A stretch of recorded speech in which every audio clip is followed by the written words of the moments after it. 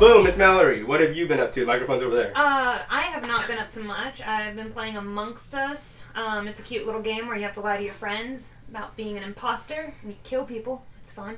Cool. I play with 2 10-year-olds, my nephew and niece, and they are the worst because they like collude together, and so they're like, no, I was with her, and I'm just like, I just saw you. Like, stop lying, kid. But, so that's been fun playing that, and then me and Patrick were just playing Torchlight. Yeah, Torchlight. So we can get to the same level. Deuce on the Switch and getting disconnected, so we'll try to figure that out. Like trying to figure out how to teleport to each other. And then just job hunting, really. All right, Mr. Josh? Let's see. Haven't played too much Deadly Prem 2, unfortunately. Did finally finish watching all of Steven Universe. So the original show, the movie, Steven Universe Future, it is all over with, so I can now give opinions on it. Yeah. It's alright. It's good. It's fine. Yeah. I mean, we were off recording. We were literally just talking about the fandom sometimes weighing down the actual thing you're a fan of, and this is a very big case of that with Steven Universe. Yeah, the shipping fandom is pretty rough, but the original show was really good. The movie is pretty good. Future, I did have a difficult time staying invested in it. However, the themes of it kind of fit, because it's one of those things where usually you never want to see what happens after the ending, because that's pretty much what the show is. It's Steven Universe PTSD and dealing with it. Oh, okay. Yeah, so there's a lot of times where you're kind of like, gee, why does it feel like he has to keep relearning these lessons? Oh wait, that's just life. So is Onion sometimes in the future? Is Onion? Onion? Yeah, Onion's still in I it. love Yeah. Onion. Onion's so weird. I know, that's why I love him. Yeah, but it's good. It's really good. It's just very different from the other ones, but it wraps it up very nicely. Started listening to a podcast called Lore, which is about creepy history shit. I showed Patrick a bit of it. Mm-hmm. They also have a series on Amazon Prime as well. That's interesting. It's not what I thought it would be, because I thought it would just kind of be like visual aids to go with the podcast, but it's like a show. The episode I watched was about that haunted doll Robert. So, yeah, they just had actors like reenacting the whole thing. Nice. I love reenactments. Yeah, so it's kind of... They're usually cringy. I know, Let's so just good. say it already. I mean, I don't know why we're walking around it like it's not cringy. That's what makes it Yeah. That's what made Ghost Adventures Like- worse, is when they started having more reenactments. Yeah. It is a bit higher production than Ghost Adventures, because they're actually acting things out. Okay, so they had $10. Yeah. Yes. Well, So most of the budget goes to Zach Bagans. yeah. So you got like the dad who's just like, I don't like you being with this doll anymore. And then No, Daddy, the no. mom being creeped out by the doll moving around and shit. So that's been interesting. I think right now I kind of like the podcast a lot better than the show. So there's that. Trying to think. What else? It's just a bunch of other shit going on. So yeah, I'm just gonna end it right there. All right, I was gonna say that's getting awkward, John. Hey, all right. A lot of work. Work. Yeah, pretty much. A lot of dueling. Been building up my Yu-Gi-Oh decks. Yeah. They're good. They're okay. They're passable. Yeah, we just played a few games. We did, and it was as you would expect. Oh, cool. Oh yeah, guys, we're all together. By the way. Yeah. Oh yeah. If it sounds like there's not like just a bunch of, I don't know what's happening over the Wait, phone. let me We're all unmute. together. Yeah, there you go. Yeah. Oh yeah, that's always awkward. I know, right? The struggles of I'm remote here. casting, but But anyways, go on. So, playing some games. You guys are playing some Yu-Gi-Oh. Watching more shows. I watched Altered Carbon, which is I've been dope. wanting to see that. It looks cool. Dude, season 1's great. Good to know. I can't wait to see I forget his name, but I can't wait to see how he plays as Rick Flag in Suicide Squad, Suicide Squad. And then I love how Falcon comes in for season 2. Nice. Not really spoilers because you can see that on Netflix. Yeah, They kind of use him. It's fun. But it wraps up nicely. I hope they don't push it because 2 seasons is enough. The story's Okay, good. yeah. Like, The struggle of just learning when to quit. I almost hope the show's not making any money, so they stop. Right? Like, I know that's people... fucked up, but sometimes that's what it takes for them to stop it. Don't you want to see end up like Supernatural. Oh, no. Yeah. Touching on kind of like the old Cartoon Network thing, I started watching Close Enough. The new J.G. Quinzel show on HBO Max. Yeah. It's essentially, I'm hyperbole a little bit, but it's like, what if Mordecai lost Rigby and was a human and like went and had a life of his own? I saw a trailer for that, and I remember the only reason I even knew it was Quintel is because of the animation. The animation, it's just way on point. It really, I mean, he is Mordecai, pretty much. So. Yeah, I still have not watched all of Regular Show. It's so good. I love it so much. Like, I love Adventure Time, but Regular Show is just Regular Show is here. like, leagues Do you want to play beyond. punchies? Kind of. Yeah. What?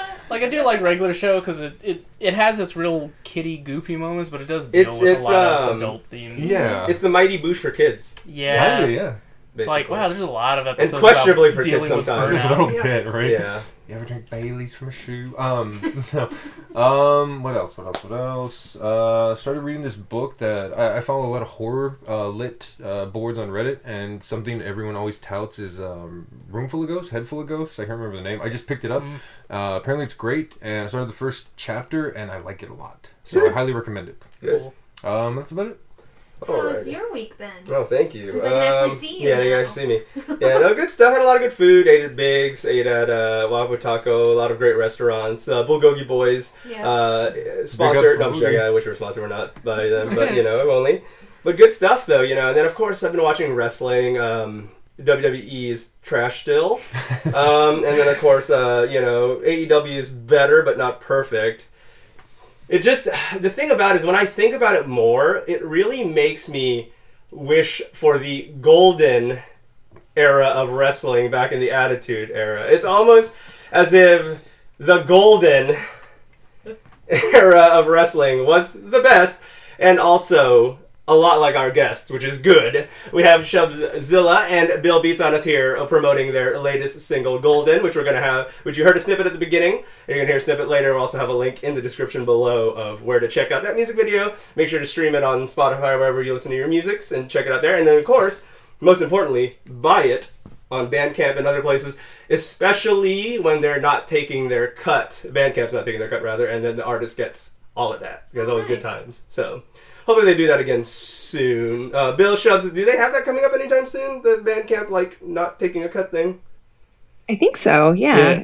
I think they're doing every first Friday of every month. Okay. Until the end of There you guys go. That's when to buy that stuff. Okay. So, good stuff. How are y'all doing this fine evening over there in the Seattles? Doing well. We finally don't have a lot of ash. Yay. I don't know if any of y'all have been hearing, but there's been a lot of wildfires around us, and the wind kind of took all that shit to the West Coast, and our air quality was ass for a good week. I believe it. Orange skies in Cali, I believe, too. Yeah. I've seen people on Discord groups share the air quality count or whatever. Yeah, always looks pretty shit. Oof. Blech. Not good, not good. But what gender was it? It's all better now up here, at least, though. Yeah. No more gender reveals for anybody, because you can just post it instead of killing everyone. That's gonna be good. Get a fucking cake. Right. What happened in the back sort of thing. No one. It seems so simple. I mean, It's really just for the parents. Let's be real. It's for the parents. Hey, look, we're having a kid. We're gonna flex. Yeah. Good. Oh, they Good job. It's just the cis Oh, heteros look being weird. at you having a kid. Breeders. No one can do that except you. I don't know. I have a lot of feelings about parents that do that. I believe it, and as a parent, you can fairly speak, for sure. Yeah. So, it's, man, I tell you, it's gotten way out of control. I remember at first, I'm always used to being from California. I'm so used to California being on fire that at first I was just oh, it's happening again because this happens. And then when I found out why, I was just oh my god, this is a never a good thing, but a very ridiculous reason this time. Yeah. Disappointed but not surprised. Yes, correct. That'd be a good way to put it. Family getting charges, are they getting charges pressed? I don't Yeah, know. I They have no idea should, about but it wouldn't that. be the first time that someone should be charged. That They must have a doesn't. great legal team because I don't think the identity's been made public of who did this. Yes, Yeah. if that's the case, they are. Fantastic. know. That's usually They the thing were- that like gets exposed within minutes. Yeah, of it and happening. it's That's been crazy. a while. That's- Well, Yeah. we'll give it time. Yeah. We'll give it time. The internet taketh, and she also giveth. Yes. Twitter, do We'll your thing. give it this information. Like, Yeah. well, let's give it time. Like, their days of anonymity or being faceless, they are numbered. Yes, they will There's a video, find I out. think. There is? Yeah, there's a video of the fire starting. Oh. What? Oh, okay. Oh god. Yeah. Jeez. Right. I hope And you I can can hear see people like one behind video. the You can camera being witness like, Grant's- turn the camera off, turn the camera off. Because they knew they were committing like first degree arson or what have you. It Like, should- good it's job, also- hose. You like lit California on fire. How does it feel to be that one? Yeah, the severity of it. This may Huh? be beyond, because of the severity of it. This may be beyond first degree arson. This might be its own Not even- level yeah, of extreme Thinking about the nonsense. environmental Yeah, this is the things that are gonna you done be fucked up influenced. this time, ho. Like their child had better cure cancer, find like a solution for world peace, get us back in space, and like solve all the like social justice issues that we are currently facing. I would say and that's have fair. like You can deliver this those child four better things. do it all. Deliver those 4 things, and the fire will be forgiven. I know I've seen memes where people No, are like, I mean I never forget. That's So true. Fair enough. I'll- I was gonna say I've seen memes where people were like, "Wouldn't it be hilariously ironic if this child turned out to be trans?" Like, oh, you did all this for that? Huh? What have you done? Yeah. Yeah, gender is fluid, hoes. So have fun with all that blue How do you know while what you they are? still can. Yeah, no kidding. I now have a blue smoke that turns into pink and then back to blue. Like, oh god, just stop, Yeah. stop with your gender reveals. I am glad though that the woman who kind of made it popular is kind of condemning it, because she's just like, yeah, my ideas and views of gender has definitely changed. Just fucking have a cake. Just have the baby. Yep. Yeah, just do that. Just Enjoy stop. the kid. Yeah. I'm glad she saw the error of her ways. I guess, like, She tried. good for her. She's trying. And I mean, you to know, be fair, she did Good. start off with just the cake. She did. And then, like, fair. everybody else took it and decided to, like, crank it One-up up to it. 11. Yeah. Let's get a gator. Like, what?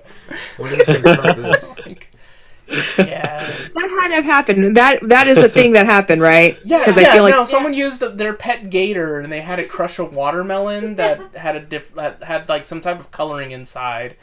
Dear Yeah, God. so that was a What thing. part of Florida was this That you know it was. in? A gator. Now, That's this what is he kind said. of- Eater. I'm sorry, IQ, but yeah, it might have been Florida. But yeah, you know, it's one of those things where RDC, like some of this stuff's so ridiculous. that RDC World's video parodying it, where they were going to do the TNT or the dynamite or whatever, and then they end up that doesn't go off, so they go, all right, we're going to pull out a gun, and depending on which gender we shoot, that's the one it's going to be. Yeah. So.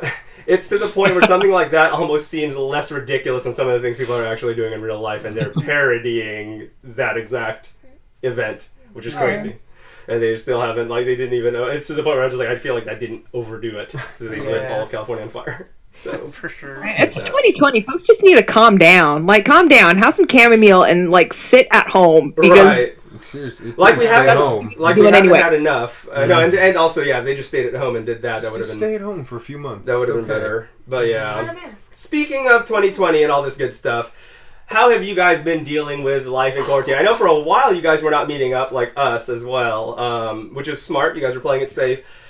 During those times, other than when you were live streaming or doing anything together remotely, was there anything you guys added to your lifestyle or your agendas, your daily agendas, whether it be a show or something that you picked up that you might not have given a chance, or something you may not have done if you weren't forced into quarantine? Well, I mean, streaming more is definitely like the biggest thing that I see that has changed our work week. So you know, now I'm streaming twice a week playing video games, and then we're streaming Heroes Noir Grime at least 3 times a week, not including live stream shows, which we also have participated in. So that's really been the major change from what we've done. And I mean, we've had to, because live shows just don't exist right now. But I think in terms of how we were able to switch, we did it with at least some ease. You know, I mean, for us, too bad. I mean, for us, it was like, oh God, this sucks. Like, we can't see friends and family out of state. You know, we had all these plans for tours coming up, and we can't do it anymore. I guess we're gonna go online. Like that was pretty much how we were about the whole thing, and I think we're a couple of the lucky ones. Yeah, it definitely worked out pretty well for us. The one thing I did add that was something I wasn't doing before, and it kind of was all just based on timing. So in January, I had started up my Sunday Slappers. And so I do those every Sunday, right? And I try to do a good amount of episodes, like 12 episodes, and then I take a month off. So in April, I didn't have anything to do in regards to that. So because I was at home and I didn't have anywhere to go, I made a beat every day. So I made it a goal to be like, I'm going to make a beat every day and put it online every day.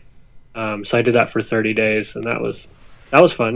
That's something I probably wouldn't have done if I wasn't stuck at home. For sure. Cool. Yeah, no, that's the thing. And the great thing is you guys adapted. Now, I'm not judging anyone who had a harder time or anybody who kind of collapsed during this, because it was a lot for some people, especially people who are more sociable, let's say.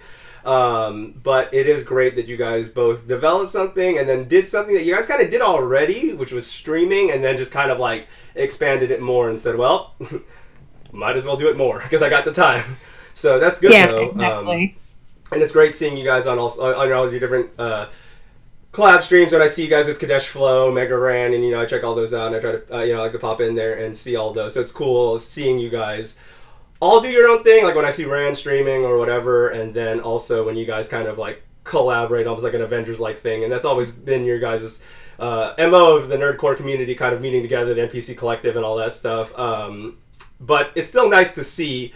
Even remotely, I feel like it doesn't really lose its effect. I think that's some people's concerns is streaming and versus the actual thing, because the crowd not being there or anything like that's a huge deal. And the way things are moving right now, where a lot of states are still barring bars, which are particularly venues for smaller groups, it's going to be a long time until the live show thing comes back, and that is something that we all just need to accept for now, be responsible about.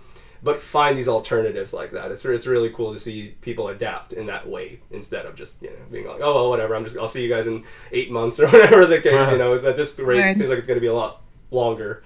So we'll just see from there. It's kind of crazy when this all went down. It was the week when everything basically like shut down. It was the week that we were going to go see you guys at that Nerdcore showcase. We're going to see you all again. Then I was going to see Ike for the first time in a while.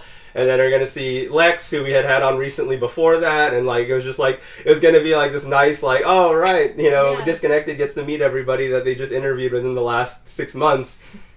And then their family reunion fell through and didn't happen. But we were glad we got to see you all shortly before all that. Probably say about maybe a month before that even. And then... Was it in December? Was it December already? I think it was December. Oh my god. Yeah, it was. Yeah. Holy god, time flies. Yeah. That's crazy, because then the next one was in March when we were supposed to see him again. So. Yeah, I literally feel like July was a few weeks ago. Yeah, which is crazy to think, because we haven't met since the beginning of the pandemic, which means that, we haven't seen each other in months. Yeah. Yeah, so that's... Oh god, it's September, isn't it? Yeah. It is September, yes. It's almost a good 6 months. Since we've all been in the same... Ooh, but Halloween's next month. Yeah, spooky season. Yeah. Which is canceled. Did you hear about that? No, spooky season's never canceled. It lives on in our No, hearts. trick-or-treating's canceled here in Texas. Now, aside live shows, which we all miss, obviously, even homebodies miss that. And I would say that, especially in this group in particular, like as in us four sitting on this side of the room in Texas, we definitely unless I'm speaking for myself, y'all can say something. We definitely aren't the type to go out all the time anyway, so this has only hindered our social capabilities so much that it's not really been a life changer per se. It's canceled a couple of shows for me. I don't really get to see you guys as much, but I would still say that it wasn't to the point where I was like, oh, my whole life is flipped, like people who go out every day or every weekend or whatever.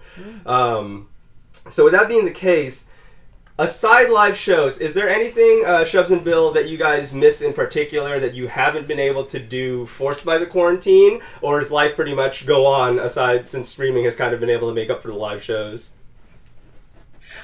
Well, we did have, and I had mentioned this to my husband and Bill Beats last night. We had an entire list and roster of all of these restaurants the four of us were going to hit. That we don't get to do right now. Damn it. I mean, I guess we could do to some capacity, but we had I think we had plans the week, maybe the week or two after they had announced that restaurants were going to be closed for a while. And we were specifically looking forward to this particular restaurant. I think Bill Beats and I already had our meal, that we were going to order. Yes, I'm going to get that one, and I'm going to get that one, and AAA Ron's probably going to get this, and Mrs. Bill Beats might get that, but we don't know yet. We just need to, at least show them the menu. We're serious about, the restaurant game, that we do. And, so I am really sad about that because I still want to go to all these places. So the food tour is temporarily postponed, unfortunately. Sad face. It's crazy that you guys did have a plan and it was about to happen. I feel like some restaurants I missed in post. I didn't really think about it because I didn't consider. I know that's not how you guys planned it, but since I didn't consider a world in which some of these restaurants would be shut down or I wouldn't be able to go to. There's somewhere I was just putting off, I can go to wherever and just get a burger there whenever the hell I want. So I'm not going to in the next 6 months. Oh, I should have. And stuff like that. What's up? I was going to say, it's weird. Counter to that, I've discovered a ton of new restaurants I didn't know about because of DoorDash. Oh, yeah. You know what? DoorDash has been a savior. Yeah. I've been using that Dash Pass. Yeah. So it's been good. Yeah, I've been able to experiment because some of the restaurants that deliver surprisingly far that I would never bother driving on the east side of town or the south side of town, and I'm just well, if you bring it to me though, I'll try it. I'll pay that fee. That's true. I wouldn't have tried Biggs if it wasn't for that. That's true. And as long as you get more than 2 deliveries, Dash Pass is definitely worth it. Oh yeah. That's DoorDash.com/disconnect. That's not set up right now, so that's not a thing. But sponsor for tonight's breakfast. But if they just so happen to be listening, if you like our style, and Audible, and Manscaped, we're gonna talk about the trimming. I mean, G Fuel. G Fuel can if they want to. Whoever else. No, we did get a few of it. While we're on the topic, this is one of Shubs' favorite topics. Are influencer brands reaching out to the social media. I know that's some of her favorite things. Oh my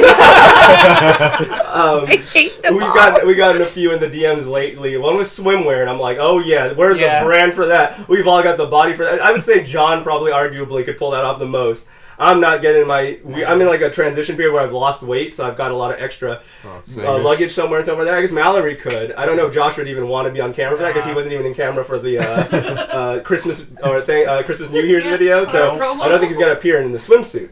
So there was that one. We got one that was just that shifted their gears, which they approached us and they were just like, well, we're an energy drink, blah blah blah, and I was like, okay, energy drink, right, cool. Yeah, not really vibing with that because it's like an energy drink, but you're not Red Bull or you're not whatever. So that I might sell out for, but not you guys. All right, we do CBD oil too, and I'm like, okay, you guys changed gears. Wow, all right. You're just you buried the lead on that. You guys were ready for that. You guys were just like, no energy drinks, have a CBD. So then I thought about it at least at that point. That's an excellent transition. What about Maverick merch? Oh my god, Maverick merch. Oh, what was it when I saw a commercial for one today. It was just literally the ad for the energy drink was, the guy literally goes, if you're an athlete, a gamer, you drive your kids to school, and I was just like, what? I do one of is those this demographic? Hey, do you exist? Yeah, exactly. Do you breathe? Right? Can you hear this? I know, and their whole thing is just be a brand ambassador. That's their ad to the thing, is they're also plugging becoming a brand ambassador for them because their energy drink's doing so well that they need that. So because of that, they're just like, I just seen some weird ones. That's been mine lately. But with that being said, Shubs, a few of your favorite ones that you've gotten, because I know you get quite a bit. Which one in particular? Or you do. I mean, you get a lot of those like really spammy ones where they don't seem to get the point. I don't know if they understand what you're saying sometimes when you're telling them, "Ho, back the fuck off." I don't think they. It's weird when they still come at you like, "Oh, is that a yes?" Like, no means like, no, my guy. Like, yeah, oh God, no. Pretty persistent. So there's this one in particular. I'm not going to shout them out because they don't deserve it. Yeah, they don't deserve it. They don't deserve it. No free but they've had like at least 5 or 6 like brand ambassadors or recruiters or whatever either DM me or post comments on my like post live stream selfies or whatever. And so eventually I just got tired of it. So I'm just like, no, you're a hoe. Like, clearly haven't looked at my content. I think earlier on I would ask Bill Beats if we got any purchases like around whatever time. And of course he would say no, because of course they don't. And so I'm just like, so you're not even a fan. You're just a cunt. Like you're just out here for numbers. Stick it to which I'm not going to be your number. Like I'm fine. You know, but like anytime they were to like reach out or whatever, yeah, I'll shut them down, but I will report them as spam and report whoever they're representing as spam also. Nice. And then I'll block the main account, but I will like report or block them in a sort of way where not only do people see their handles, but they can see when people comment. Because whether or not you're bot, that's inconsequential. Your ass done did it, and I'm the wrong hoe. Yeah, it's weird. It's almost like a lot of these brand ambassador approach, like the people that approach, they almost seem like they're half bot. They seem so, because it's very scripted in their approach. All they're doing is plugging in Nor Grime and then disconnected cast and then sending 2 emails out or 2 posts. But at the same time, they respond. So it's a very weird, like it's like a remote call center like disconnect thing. Like I'll call someone and I'll say, hey, this got fucked up in my order. Oh, we're so sorry to hear that. Here's irrelevant information. Okay, but my order's messed up. So what can I do to get that fixed? We're glad you called today. It's just like so you're responding, but you're not quite hearing what I'm putting down it's here. It's probably just like ghouls going through the motion of their 9 to 5. Exactly. Yeah. That's assuming it's even a 9 to 5. It could just be like some fucking shitty commission thing. Right. Dude, exactly. Yeah. I mean, you know, not only am I gonna roast you for shilling your wares, right?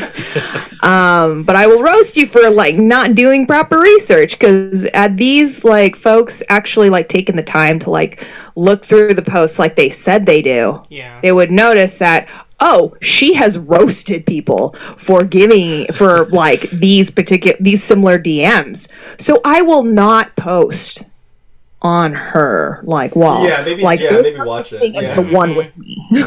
Yeah, you know what? Now that you say that about them not doing any research or even trying, the swimwear people said that we'd be a good fit. I don't think they've seen us. Yeah. I mean, we're not the largest, but at the same time, I don't know if I would slap a swimsuit on myself even if I owned the brand. Right. So, yeah, I don't know. I don't think they quite do the research sometimes. But yeah, and you know what? You're absolutely right. If they at least bought a CD and a goddamn T-shirt before doing that, it would be like, I'll at least look at you for a second before I look away. Yeah, thanks. At least it would be that, you know. And like, hey, they bought something. Like, that's all. Yeah. You know, they're probably going to write it off as a business expense, but at the same time, they still bought something, and that counts. But yeah, no, that's really weird. That stuff. There's quite a few weird ones that I get. So one of them that's like not as popular, but still like I get here and there are the folks that are like, hey, I really like your content. How about a follow for a follow? And I'll look at my list and I'm like, oh, I don't see you following me. So there's that. Yeah, so you approached me. You're thirsty for my follow, and whoever the hell is like laughing at you and like my shitty parking pictures. So I don't know what you're looking for, but move on. And that's the thing, they couldn't even do the follow just, I mean, it takes like 2 seconds to follow, and then like after you follow them, they can unfollow you later. Yeah. Because I know that's a scam a lot of people do. You know, the gap between, and another classic one that we get is, hey, buy some of our product and then you'll be an ambassador. Yeah. I'm like, I'm not buying this t-shirt. Do you want to make $10,000? Have I already used you? Or if you were giving me free shit, ambassador thing might happen. But if I need to buy my own shit to be sponsored by you, that's a little... But you get 20% off. Oh, yeah, and it's always a media loss discount. Yeah, that's true. It's always like 10 or 20% off. You got to buy $200 worth of stuff, buddy, but... we'll give you 20% off. Cool, no time. I know. It's always super shitty. Like, even on my SoundCloud, I got a fucking DM, and somebody was like, oh, let us promote your track on YouTube. And I'm like, fuck you? Yeah. I'm like, no! Yeah, one of the things it's funny, because the more you ignore them, they just start getting, like thirstier and thirstier, too. Because then they go, okay, all right. 20% off not enough? Free shipping. Now, we know shipping's like $2, but how about free shipping? How about free shipping, though? So they do that. Save that sweet $2. It's really weird. Being the big boss of the cast, I gotta read all the hilarious things. Aside getting the angry guy who didn't watch my video, I get to also, and he's just arguing about my title that he clearly didn't read properly. And then I also get to read the awesome ambassador. It's like where are the good ones like Movement Watches or Blue Apron? Movement's okay. Or Manscaped, shit. Yeah. Or Dollar Shave Club. Oh, I don't mean to dislike Movement. I'm just a big watch snob. Absolutely. That's good. Yeah, but anything like that. Yeah, it seems to be there's that huge power gap. You have the PewDiePies who are getting Razer products thrown at them. Yeah. You know, Origin PC Gaming being like, here's 3 computers. Don't know why. Take them. Like I've seen tech channels like, and these aren't slights to any of these people, but like MKBHD, Your Average Consumer, stuff like that just get shit thrown at them because they're so big now. You know, they're all 1 million plus, 2 million plus followers. Please use our product. So it's just like, at that point, it's just like, you have the people, the legit brands begging you. Yeah. And then you have the other ones who are like, yeah, we're trying to get out of the sewer, so we could use your help doing that. Like, it's just this huge jump, and then you have the Manscapes, the Audibles, and the stuff that kind of seems to be all over everybody. Where if you go to Raycon, and you go check out those, and you get 20% off your order when you use code but it's just like you constantly wonder, like, where are those ones? Like even all the generic ones that everyone does. Well, not all of them, but ones like Audible, DoorDash, stuff like that. I would totally rep on here. I'd be really down. Even newer ones where I like saw them and I was just like, I like what you guys are doing. Like when we're sponsored by Radio Public, and we got a very small check, but considering what we got, that still means we got some pretty, just one of those things where it's like the Spotify, YouTube payout where you got to have some ridiculous thing to really make that bank. But when I saw those things, I was like, A, people are listening to us through our sponsor link, which is great. And then B, I liked this like trade program where we didn't owe them anything. We just had to have people, to try to get people to listen to our stuff, which is promotion for us anyways, through their thing. So it's like, it was a nice mutual thing where I saw that. That's why that's the first and only sponsorship one I've taken up so far. I've reached out to the other ones and everything. Some of them are nice enough to just be like, oh, you don't meet our 100,000 sub minimum or whatever, anything like that, which is whatever. But at least they responded, and then we have other people. At least you have a goal, like you have an idea of what to do. Exactly, it's just one of those things, and I don't see it as smarmy at all because they don't do it rudely. They're just like, yeah, we were interested, but we're not going to because you do need to be at least here. Yeah, okay, whatever, exactly. I would say most responses are good. Even some guest, most guest things is like. Not now, maybe later. Like, there's a few pretty hot guests that I can't wait to get on here that we still the scheduling has just unfortunately fallen apart. Most of the time, most people have been on here, which has been great. There was only one, and I don't want to throw him shade, so I'm not going to... I think I mentioned this to you guys before, but I don't think I've ever mentioned it on the cast. I reached out to her, and her manager got back to me, and they were just like, yeah... I don't know what the hell you think that she's going to be a good fit on your podcast. Like, I don't even know if you've seen anything, just, bot shaming me. And I'm just like, well, if you read my email, but you clearly didn't. I was just like, and also, you don't need to be a dick. You could just say no, or you could be like some people and just not respond, which is what some of the, really, really big people do. It's like, whatever. But You know, but sometimes you just gotta punch your numbers and try. Like I was going through our list. My God, we've had so many fucking guests. Brendan Williams, hit us back, please. But other than that, it's one of those things where it's just like, you know, the one that's surreal to me. We've had so many amazing guests, so many good episodes, but when we had Kyla Massey of Kristen on there, I still couldn't believe that one took a while to schedule. She's an ex-K-pop star, and she's pretty popular. Like, that was the one where, like, when I even tweeted about the episode, and once that episode dropped, it just, like, was a big boost for us. And it's one of those things where I just never knew. It was just, like, you know, she wanted to start, at the time, she was trying to start a YouTube gaming channel now that she wasn't a K-pop star anymore, and I was just like, relevant? You know, and then I was just, like, kind of reached out to them, and they said yes, and that we just need to wait till, you know, things line up, because she was still super young at the time. She was just graduating high school, so she was trying to finish that while planning a podcast thing and also starting a YouTube channel, and finishing up from the very drama-filled end of her group and all this shit. So, you know, you just never know sometimes. It's really, you just got to keep going. I mean, I've been doing the YouTube game for so long, and the podcast came out of it like as a sub thing, but I really like the way that this is going. And I don't mean to just turn that all into me. It's just one of those things where I really want... Oh, right, sponsorships. That's how it got. But, yeah, so anyways, hit us up, sponsors. Good sponsors, if you hear us. There's that. This segment brought to you by Raid Shadow Legends. Yeah. Oh, yeah. Okay, so that's the one everybody wants. Yeah. Anyone has not been able to disclose it. But if you get that Raid Shadow Legends money, you don't even need to work anymore. Really? Apparently the payout is so big. It's why not everybody, but so many people will do it. Because as cringy of a no one plays this mobile game thing is, which is actually I've seen two people in real life actually playing Raid Shadow Legends. But anyways, it's one of those things where it's just apparently the payout's that big, it is really hard to just shove them away and just be like, yeah, whatever, Raid Shadow Legends. Right. So if you're listening... So yeah, Raid, if you're listening, we play. Yeah, we totally play. We play right now. Yeah, thankfully, if you're a beginner, you can get the code from some of those influencers out there that give you the start pack with the extra currency, as well as up to 30 champions that you can use in the game immediately. Not level locked or anything like that. You can check them out now. Raid Shadow Legends at Google Play Store as well as the Apple Store. So. If you want that on every episode of Disconnected Cast Raid, let's do it. Make sure to download it while you're on ExpressVPN. Oh my God, that was Raid Show.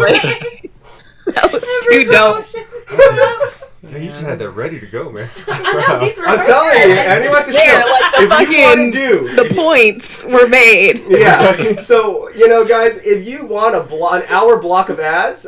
I'm just saying, if everyone wants to reach out, we'll tell you guys where that hour block is, and we'll do an hour. I'll ad read for an hour if you want me. I know you don't. Ideally, though. I know you don't have like regular YouTube now, but if you look at YouTube as it is without like premium, it's just like red, yellow, red, yellow. Oh yeah, red, yeah. I have yellow, YouTube yellow. I've had YouTube Red for years now, so I didn't know how ridiculous free YouTube has gotten. Dude, it's so bad. And like, so if you zoom ahead and like bring the bar all the way to the end, you can skip, right? But no, they hit you with the unskippable ads on the whole thing. And they'll hit you with two. I know, yeah. Two. They block That's the penalty. Oh, you skipped one ad? Here's a second one. Eat it up, you turd. I'll tell you what, even though they've almost forced me to get YouTube Red because of how awful they've made it, it almost seems worth it, because I watch a lot of YouTube. Dude, so I'm on the cusp. Really, I'm like this close to it. It's not worth it, but it is, because it just turned into such a terrible wasteland. Yeah. I don't watch TV, I watch YouTube. You watch like Hulu that you don't pay for, like not the ad-free one. Oh yeah, that's But there's like 120 seconds of ads, and I'm like, in one block. No, thank you. So you're like sitting there, and then it'll do another ad later, like at the very end, and you're like, what? Yeah. Why? Couldn't you just give me a ad? To me, any more than 15 seconds of ad, I will probably already consider paying. Like this is how fucked up our world's gotten, where like I'm just willing to pay to get everything out of my face. But it is one of those things where when you do get used to no ads, so if you're doing Netflix, Premium, Hulu, YouTube Red, and then you go to someone's house and they're watching regular YouTube, which was what happened when I had a very like a heart attack when I watched YouTube, and I was just like, "What the fuck is this? What is the video about?" Because I haven't seen anything beyond this Biden ad, and then of course this whatever else, this targeted adding. Yeah. Oh god, there were so many Bloomberg ads. Yeah. Those, dude. I don't know why, but my YouTube throws Trump at me. Like, it's ridiculous. John? I don't know why. I want to know what that means. I don't know why, and it's weird. It's like these surveys where it's like, take the survey. Yeah. Oh my god. Do you think Trump is getting shafted? Take the survey. Someone posted a picture. It's like, are you American or socialist? Have you ever seen the surveys? Yes, they're always so shittily worded. Like, what the fuck? Like, typo written. That would be the best. It's like, it was just do you like Trump or do you just hate Democrats? Like, what? Where's the distinct? What? Yeah. Anyway, what fun am I missing? Corporate needs you to identify the difference between these two question answers. They're the same. God. It's that office meme. It's the same thing. Yeah. I need somebody to make a ad block for mobile phones for YouTube. That'd be great. Yeah, no kidding. I mean, you already have Netflix, which blocks my VPN, so I can't even watch shit on my phone with a VPN on. But whatever. Really? Yeah, because on my PC I have ad block. Yeah. All the time, so Yeah, like I kind of forget about ads, and then I'm on my phone. I would pay for like a $5 ad block app or some shit like that just to immediately cut that off. But yeah. Oh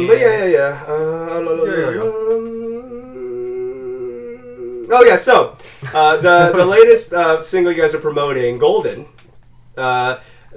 Not just do I love it already because it's great, but on top of that, I couldn't help when I saw that drop, that hot drop. I said, I remember when they were on the podcast and we had a conversation, and I was just like, dude, this would be so sick if they did a Jojo song and video. And then when it happened, I said, oh my god, this is the thing that should have happened. True love right then. Yeah, it was good stuff. So I was happy, but yeah, no, it's another dope track. The video syncs up very well. It's not like some terrible Slipknot, Rurouni Kenshin AMVs I've seen. The editing on the music video was really exist. good. Yeah.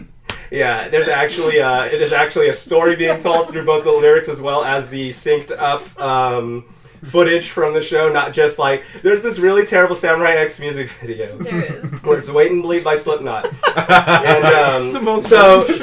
it's just a scene where he's walking around through the snow dragging his sword. It's just like okay. So, but then even when the song picks up, it's like Phil, and then like the music guy, he's still just dragging his sword through the snow like really slow. And I'm just like, what the fuck is happening? I studied the blade. Please link this to me. I need to. I must. So Yeah, no kidding. It's fucking great. But yeah, it's one of those things where it's just like, oh my god, it's so bad. And then there was like ones where you remember watermarks from certain people's things. There was always that one where the bull's horn is going up the dude's ass. Like some AMVs use that as like their watermark for some reason. I don't know if I've ever seen that. You never seen that one? Yeah, like it's like really bad. It's probably on some 3 Days Grace AMV. Oh my god, I know. And then it's just funny because you just knew.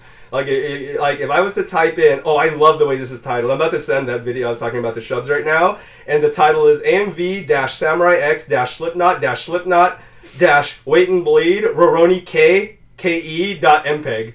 So I'm already getting like flashbacks of Kazan. Yeah, exactly. That's what it reminds me of. That is how you know that the quality of the person that edited this video back when we were all children, and it still exists on YouTube because it'll never go. They're gonna see it now. They're gonna see it right there. But that's my video, you jerk. I know. The guys listening to it right now. They're gonna get flamed so hard. Yeah, they're gonna be like, "Oh shit, talking abuse, man." And somebody will comment on their thing and just be like, hey, we really like your content. We were wondering if you wanted to be a brand ambassador. For AMVs? Oh my god, AMV brand ambassador. You'll get 20% off all your purchases. 20% off these free AMVs, these bootlegs.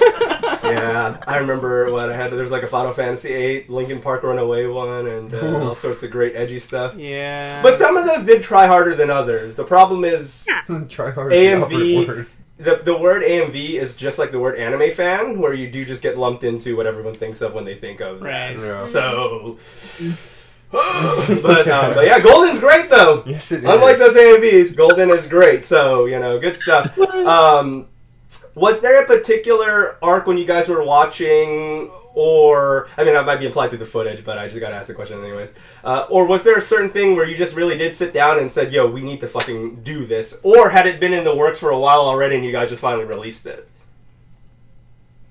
Yes. All of them? All right. Okay. I think so, yes. I think all of them, because I think after our last time chatting on the podcast, I had shown Bill Beats Giorno's theme, and I was like, so this is where they're at right now. And then I was like, Stone Ocean's gonna come out in like 2021, and we're all waiting. We don't know what's gonna. And so I did that like kind of context thing, and so he listened to it, and then I think we sat on it for a bit. Few months. Yeah. Maybe longer. Yeah. Good amount of time. And then we just kind of both sat down and was like, all right, let's just make this. Yeah. Oh, yeah, that's great. Yeah. That's good stuff. I think that in terms of like a particular arc, well, we sampled Jorno's theme, so there's Vento Oreo. And then there's quite a few like references to like Stand Proud. That the opening for part 3. Dio's famous line of, "Oh, you're walking toward me." Yes. You know, like God, I love Jojo. what's it called? Just people punching, like hella punches. As y'all know, I didn't want to do the like or the like. I didn't want to do that because that's what people expect. Yeah. Like, Right. That might have been a bit much. like I'm just like, no, not us. Not us. We need them, but not us. Yeah, No. for sure. But I think sometimes that unexpectedness is a good thing. Where like when I'll watch something and I'll be like, oh, this is the part when they went that direction and said, cool, all right, like that works. Yeah, exactly. So that's really swerves are nice sometimes in that aspect. So, but that's cool to hear that's kind of how it all came about. And Jorno's theme is just such an amazing base to start on anything because it's just so good. All those meme videos of people playing it in public or just just dancing to it, even if, whether they are really doing it or not. It's just great. Oh, it's on my gym list, man. I love that song. Yeah, it's really good stuff. I just love how so many people like just know Jorno's theme is at the very least has heard that from Jojo's. Probably that and To Be Continued meme when that shit was Oh yeah, those are two things that people have heard. Yes. Those that Yes Jam as well as Roundabout. Yeah. That was great. I love those memes. I like how Roundabout became that ending theme from JoJo's versus Roundabout. Right. Yeah. Exactly. It's like Yeah. yes getting their second win from an anime. Right. That copyright thing is always weird business. Whether they're having to change the names or not able to use songs, it's a fucking nightmare. Especially the arc with the rapper names and stuff. There are so many that they couldn't use that it's a fucking rehash nightmare in that one. It's all over the fucking place. Yeah, because like Notorious B.I.G. ended up being something else. And Vanilla Ice also, right? I think. Yeah. What did they change Vanilla Ice to? It was something. There were a few weird changes. I think it might have just been. like. I think it was Cool Ice. Yes. Yeah. So was this only for the North American translations, or did they do it for everything? It might have just been North American because I think it's just the way the copyright laws like. Yeah, work copyright here. laws are here so strict. If Right. I recall correctly, it is just for North America. Yeah.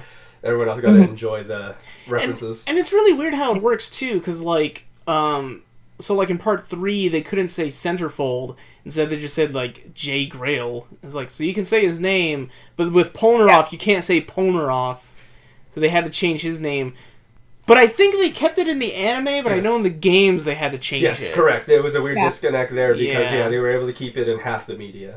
Yeah, Which so made it's no it's sense. real awkward when they do that. That's copyright laws here. Yeah. Apparently, really. I saw a Twitter screenshot where the actual guy is just super hyped that he's pulling her off. Dude, as you should. Yeah. We already talked about it. Polnareff got some of the best fights in that fucking arc. I So love the Exactly. episode with Baby Pulmonary. He's a fun character that turns into a crushy old man. yeah, basically. Then you have So fucking you know, Bull like Horse it's great. Clown. Oh. But no, who was it? Like Spice Girl became Spicy Lady. For instance. Oh, jeez. That's fucking, some of them were fucking great. They're so stupid. they did Trish wrong. Yeah, for sure. How dare they? Yeah, or like Zipper Man. Zipper Man. Superman instead of Sticky Fingers. Yeah. Like things like that is what like these folks had to do to like get JoJo's Bizarre Adventure to even have like any sort of translation. Yes. Yeah. That effort to ruin the names. 6 bullets. 6 bullets. Yep, they did that also. Alright. Oh, Sex Pistols. God damn it. Yeah, right, exactly. God damn it. It's Yeah. like, come on. We just want to hear the actual names because they sound Yeah. cool, because we get the references, because they're, we know these groups and rappers. Yeah, we just want to hear it. We I know, but we're never gonna get to, unfortunately, because copyrights. So this could be a group answer, or it could be separate. However y'all want to answer the thing. Okay. What is a dream collab you guys have not got to do yet that you just always wanted to? I mean, I really don't care if you revive people or whatever. If it's someone that's passed already, it is what it is. But what is something that, you know, as a current musician now with y'all's style and everything, that you guys would want to do that you haven't been able to try yet? I just repeated the question. I don't know why. But anyways, there we go. I got distracted. Did Josh kill? Oh, okay. Both of us? I guess it could be separate, but I mean, or all of the above. You guys could do separate, and then a whole one you guys want to do together, as well as separate, or whichever one. Okay. I would think as far as together, I know we watched that Rico Nasty video. I feel like that would be a pretty mean track with the both of you on that. Yeah, that'd be fun. Yeah, that would be a really good one. Nice. I've always wanted to do something with like Run the Jewels and Missy Elliott. Ooh, that would be either one, or both at the same time. That'd be great. All of the above. That would be a monster collab. Badass. Like, I know for me, I want, like, if Hall & Oates just throws us a hook, like, we'll make that shit slap. Like, that would be, that's another good one. Those guys are fucking lit. That man-eater baseline, baby. Yeah, exactly. Yeah, like, oof. Like, they're fun. What else? There's so many. Yeah, I imagine. That's why I wanted to hear a few, because I just love hearing who people like. Because, again, some of that stuff I did not see coming, but I love hearing it. Like, you know, even especially if we could hook you guys up with Hall & Oates, that would be amazing. I would love to hear that collab. I would cry. I would fucking cry. I'm trying to think of who else. I guess, I mean, Michael Bolton's been doing hella shit. So, I mean, we did a Michael Bolton, like, collab. I wouldn't be mad. There you like, go. I would be, Yeah, true. Like, my mom would flip her shit. Like, I would be... Well, I'm already the favorite child because I'm the only child. There you go. But, I would, like... Surpass that. I would surpass that. Like, the elders would smile upon me. My ancestors would be like, this is that shit y'all came to America for. Exactly. Like, you know, it would be good. I feel like I would do that just for the family. I would just love to hear what you guys would do with it. Like just the idea.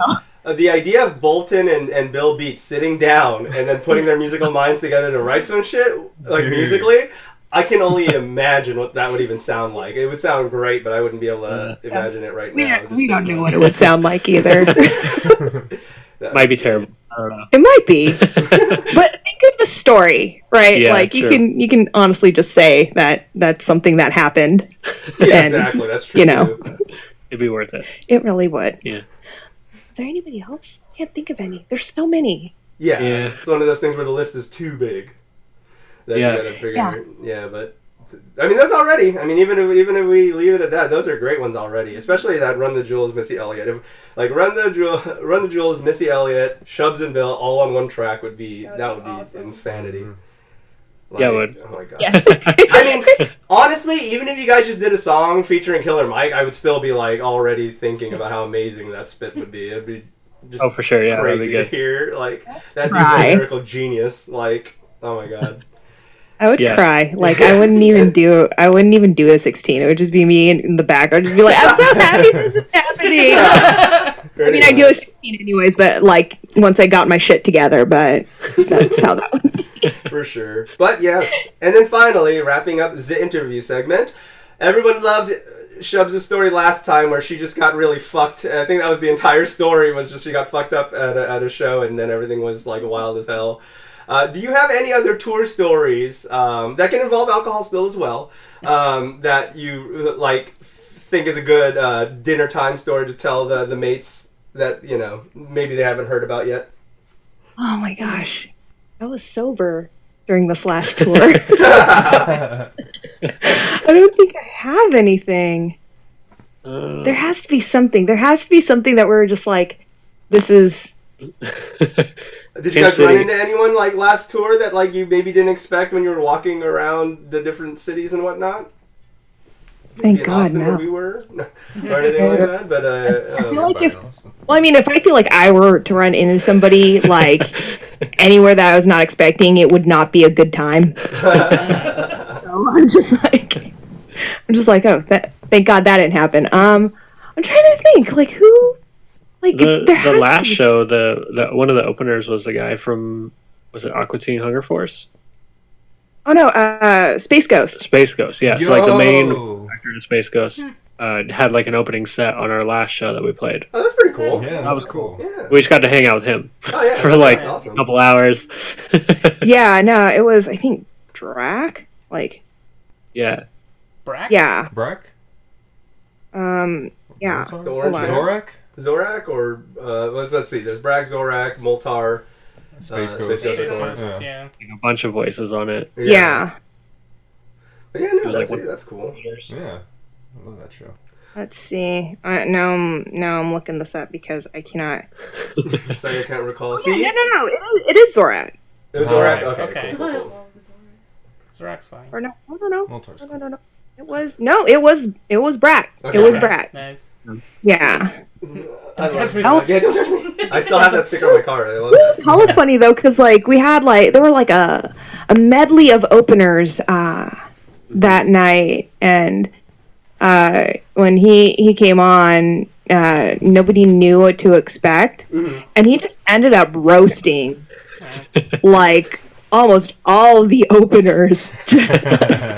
Like I don't even know what he did, but he had like a ukulele, and he was like repeating a hook, and it was a generic hip hop hook. I can't even like take your pick, right?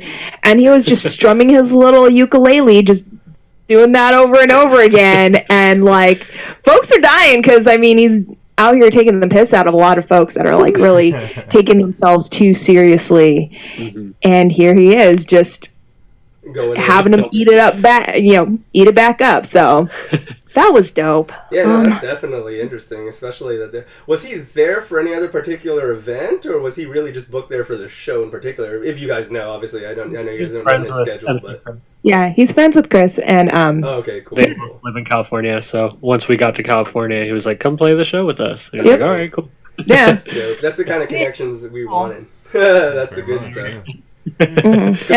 and he's a cool individual, so I was just like, hey, this is great. Like, Yeah, that's always I'm with nice. it. That's cool. Well, from what you were saying, while you guys think and everything, what I was going to say earlier, I was thinking about it when Bill was talking about Sunday Slappers, doing all that, especially during quarantine and not being able to really evolve. Doing that many beats, like back when I used to make my own beats, like, and I just fuck around in Fruity Loops or whatever back in the day, run some samples, run some beats.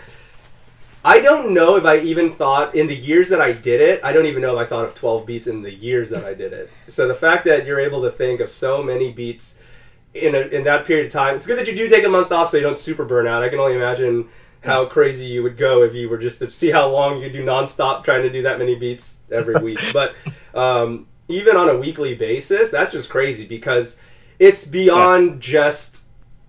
You do a lot of cool stuff with layering, and then of course with using certain samples and everything on a weekly basis, where it's not just, it's just boom, pa, boom, boom, boom, pa, and then just some basic keyboard. Like it was never like that. It was always just like, all right, you got like some like semi-trap Egyptian thing going on, like or something like that, where I would be like, oh, okay, it's like very scale. Yeah, so exactly, trying something different. And it was always cool hearing that because it's really hard, like, to think of a different beat base. Maybe most people could do that, but it's what you do on top of it and then, evolve it from there. That's just really...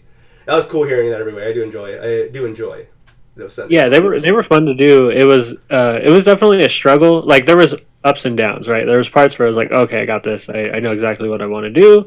And then there'd be days where it's just like, I don't even know what I want to do, but I have to do something today. So I have to make something. And at the time, we were starting up streaming, so we were doing... I don't know if I think we were doing Friday streams, or if not, we were about to start doing Friday streams, but I had my Monday stream where I would do, like, live beat making, and I would sometimes use those, because I would make 3 or 4 beats in, like, a 2-hour session. And it would be like, okay, well, I can kind of recycle this. Yeah. Because 30 beats in 30 days is a rough. Exactly, yeah. I would recycle, like, 3 of those and be like, okay, here's 3 days worth, and I just have to finish them. Right. That was helpful. I'm excited that I want to do it again, because really the goal of it was just so that I had a big like a well of content to go back to, right? Mm-hmm. So now I have a big stack of beats that I can use in YouTube videos or anywhere. If we're doing a show and I just need to play beats before the show, I'll just grab some of those and be like, okay, here's some beats to play. Yeah, you just have a well of it now, which is awesome. Exactly, yeah. So I'm thinking about when we come back around to April, because the time frame would be the same as far as with Sunday Slappers and when I'd be taking my break from that. So if I come into April again and I'm feeling in the mood to do it, I'm going to probably try to do that again, but we'll see. That's cool. No, it's definitely an arduous task to take on, so one must definitely be prepared for that creatively, mentally to pull that off. So no, that was definitely admirable to see you grind through that. So I found that a lot of fun. Now you obviously have been doing beat battles as well. Is there anyone in particular that you would love to do a beat battle against that you haven't yet? I know you guys are just like, you've only had a few in terms of like during the streams. Is there anyone that comes to mind where you're like kind of would love to go against next already, no matter what caliber of artist? Yeah, definitely. So actually the next one is kind of the one that I've been wanting to do. So I'm battling Kyle Murdoch. Okay, cool. That'll be a good one. That'll be interesting. And we've known Kyle for a good amount of time now. And Yeah. like the very first time I met Kyle, I was like, you make the same style of beats I do. We should battle. And I was like, let Mega Ran pick the sample and we'll flip it. And we just have never done it. We've always talked about the possibility. I don't know if he was serious about it, but I was. I was like, I want to battle. I'm not sure, how he gauged that or if he really even cared. But since we've been doing those battles on Rand's page, and Kyle was a judge, I think, the first one, and then he wasn't in the second one, mainly because I think he knew he was going to be battling me for the third one. If I won the second one, of course. So I won the first two. The third one is going to be Kyle. If I beat him, I don't know what happens after that. Maybe I retire. Exactly. I'm waiting for a wrestling belt. That's the peak fight. You're like, what do I do from here? You're just gonna stare. You're just gonna stand on the cliffside and stare into the sunset as you try to figure out the rest of your life from then on. Pretty much, But that's going to be very exciting. Do y'all have a date yet that you want to say on here when that's going down yet, or is that just being planned still? So we have it pushed out to the end of October. Okay. So I think it's like the last Wednesday in October, if I'm not mistaken, like the 26th or something, whatever that lines up to. That's when we're going to do it. So, because I didn't want to jump into it right away because I had just done 2 battles. And I was like, let me take a break and like refocus a little bit. So, and I think Kyle is in the middle of moving. Like, I think he bought a new house or something cool. So okay, that's cool. Let's just take a break and then we'll come back to this. Well, that's the thing. You see, since you guys are shadow clones of each other, you guys both have to be in that mentality because you guys both know every move of each other. So you guys are just gonna have to figure out who can pull off that super and knock them out at the end with that deal. But yeah, right. So that'll be a very interesting. Is it gonna be on Mega Ran's Twitch or? Yep, exactly. On Mega Ran's, I think we've kind of stuck ourselves in whatever his Wednesday schedule is. Okay. So it should be Wednesday. You know how that goes. Sometimes things change, but right now it's going to be a Wednesday. Our Monday episodes have been on Tuesday or not happening for the last month. So yes, there's we're very aware. I don't even know if I think I should just change the outro at this point. I mean, this episode's coming out on Tuesday, so I've already ruined Monday again. Get it when you get it. I have to think of something where I can say that cleverly. But yeah, for sure. So you guys keep an eye out for that, and of course we will plug that as well because those, if you haven't been to any of those yet, the beat battles were fun. I missed the second one unfortunately, but I did see the first one, so that's good stuff. Cool. So I cannot wait. Alrighty then. Before we get into the news, let us figure this out. Johnny Boy, where can everybody find you on the internets? Instagram _EvilDeadGuy. Miss Mallory? You can find me on Instagram at awesome_Mally. Josh? Twitch, Twitter, Instagram at Yoshiro Joestar, YouTube ShiroPlay5. You can find all my stuff at ZD Rocker at most of the social media places, except for maybe where I shouldn't be. Don't look there for that screen name. That probably doesn't exist, or if it is, it's not me. And then, of course, you also have SlimAsianEntertainment.com as well as DisconnectedCast.com, which statistically, that's where most of you guys are hearing this right now, probably on Spotify, but through there. So there's that. Shubs, Bill, where can everybody find you? Y'all got a lot of stuff, so Bandcamp and all that we're going to link below. Where can people find you at most of the places you'd want them to find you? Well, find us on the internet, Shubzilla and then Bill Beats. And we are also on noirgrime.com. We've got a Patreon, patreon.com/Shubzilla, and also noirgrime.tv. We'll stream stuff. There you go. So if you guys haven't checked those out yet, things. You should. You guys did a music video for Conquest recently too, right? Yes. Mm-hmm. Yes, so you guys should check that out as well. Lots of new content, lots of good stuff. So you guys can keep your eye there. So it's nice to just see the creative juices flowing and going out there. So you can check all that stuff out. Enough about juices, and I'm just going to move on from there. First up in the headlines, it's the thing everybody's been talking this week. Quite possibly everybody that I've actually heard. It's crazy.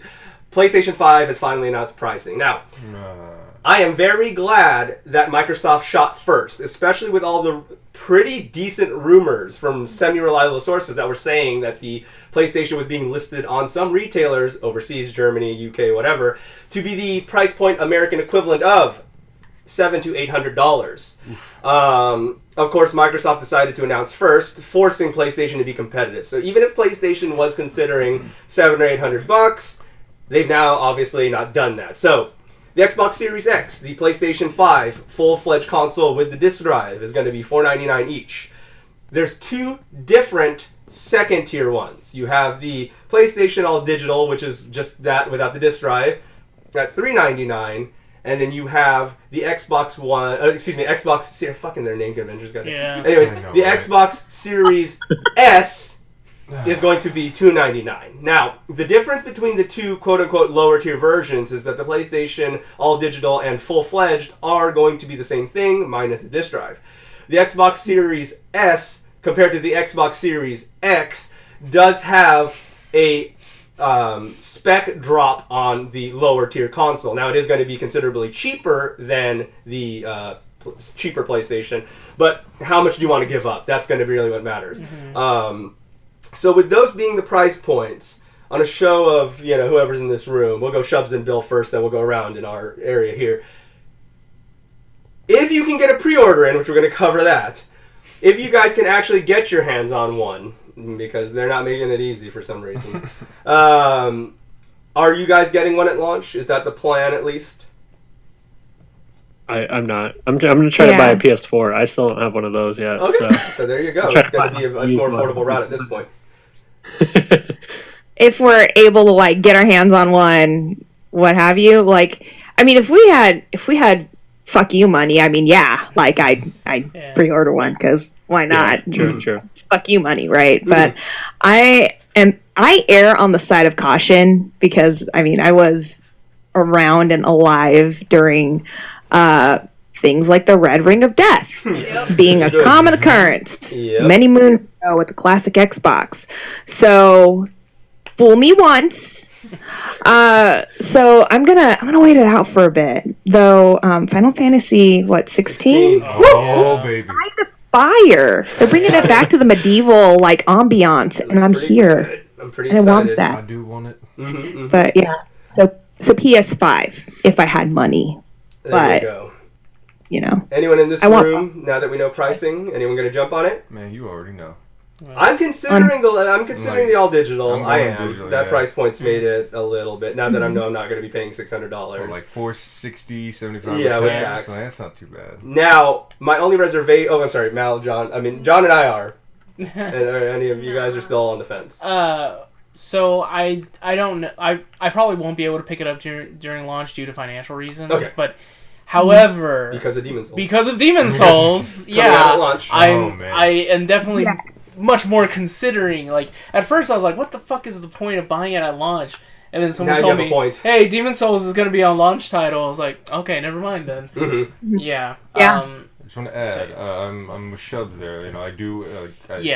I do like to wait till the second round comes out. It's smart too. Hard agree. Yeah. But I really want to play Miles and that. Because I did hear something that apparently they had to stop or halt production due to an issue with the chips. Oh god, that's never a good sign. There it is. See, there it Yeah, is. so that's something I heard. Right now versus here's all your PS5s. Yeah. Oh, psych, it doesn't work. We're gonna yell y'all to give those back. Yeah, no, exactly. Yeah. So that is definitely one of the several reasons you shouldn't jump in at launch. My reservation is always lack of games, which in this case is somewhat of a thing. But if I can mess around with games like Demon's Souls, and I'm really crossing my fingers that in the next month or so, they're going to announce a few more dates, because there's just a lot of games without dates yet. Yeah. If they announce at least a couple more, we know that Final Fantasy 16, unfortunately, is far, far, far away. We know Square Enix, the way we do. Yeah, that crap's like another 3+ years away. It looks so good, though, right? But now we'll talk about it in a second. But yeah, with that being the case, though, that's always been my reservation for most things. Hardware issues, very valid concern, but for me it's always been like, do I have something to play? Because at least while this thing is on fire, was I doing something cool with it? Yeah. I did see a thing where if you have PS Plus, you'll have access to some of the PS4 games. So, that's what I was going to say. Okay. Yeah. That's one of the stories on here. There's a lot of confusion between this Xbox Game Pass competitor. Here's what it is. It's even more reason to not get they're basically telling you that you're getting a PS5 for no reason. So here's what it is. So Bill Beats just talked about how he might get on that PS4 hype train now that it's been 4 years. And with that being the case, that would be a good route to go, because some people are using this PlayStation Plus collection as a reason to upgrade. But all it is 18 of PlayStation 4's greatest hits that you can get with a cheaper console and at a cheaper price, and just play now. So that list is going to have the following. And they have said this is not a Game Pass type thing. Game Pass is currently at 100 games growing.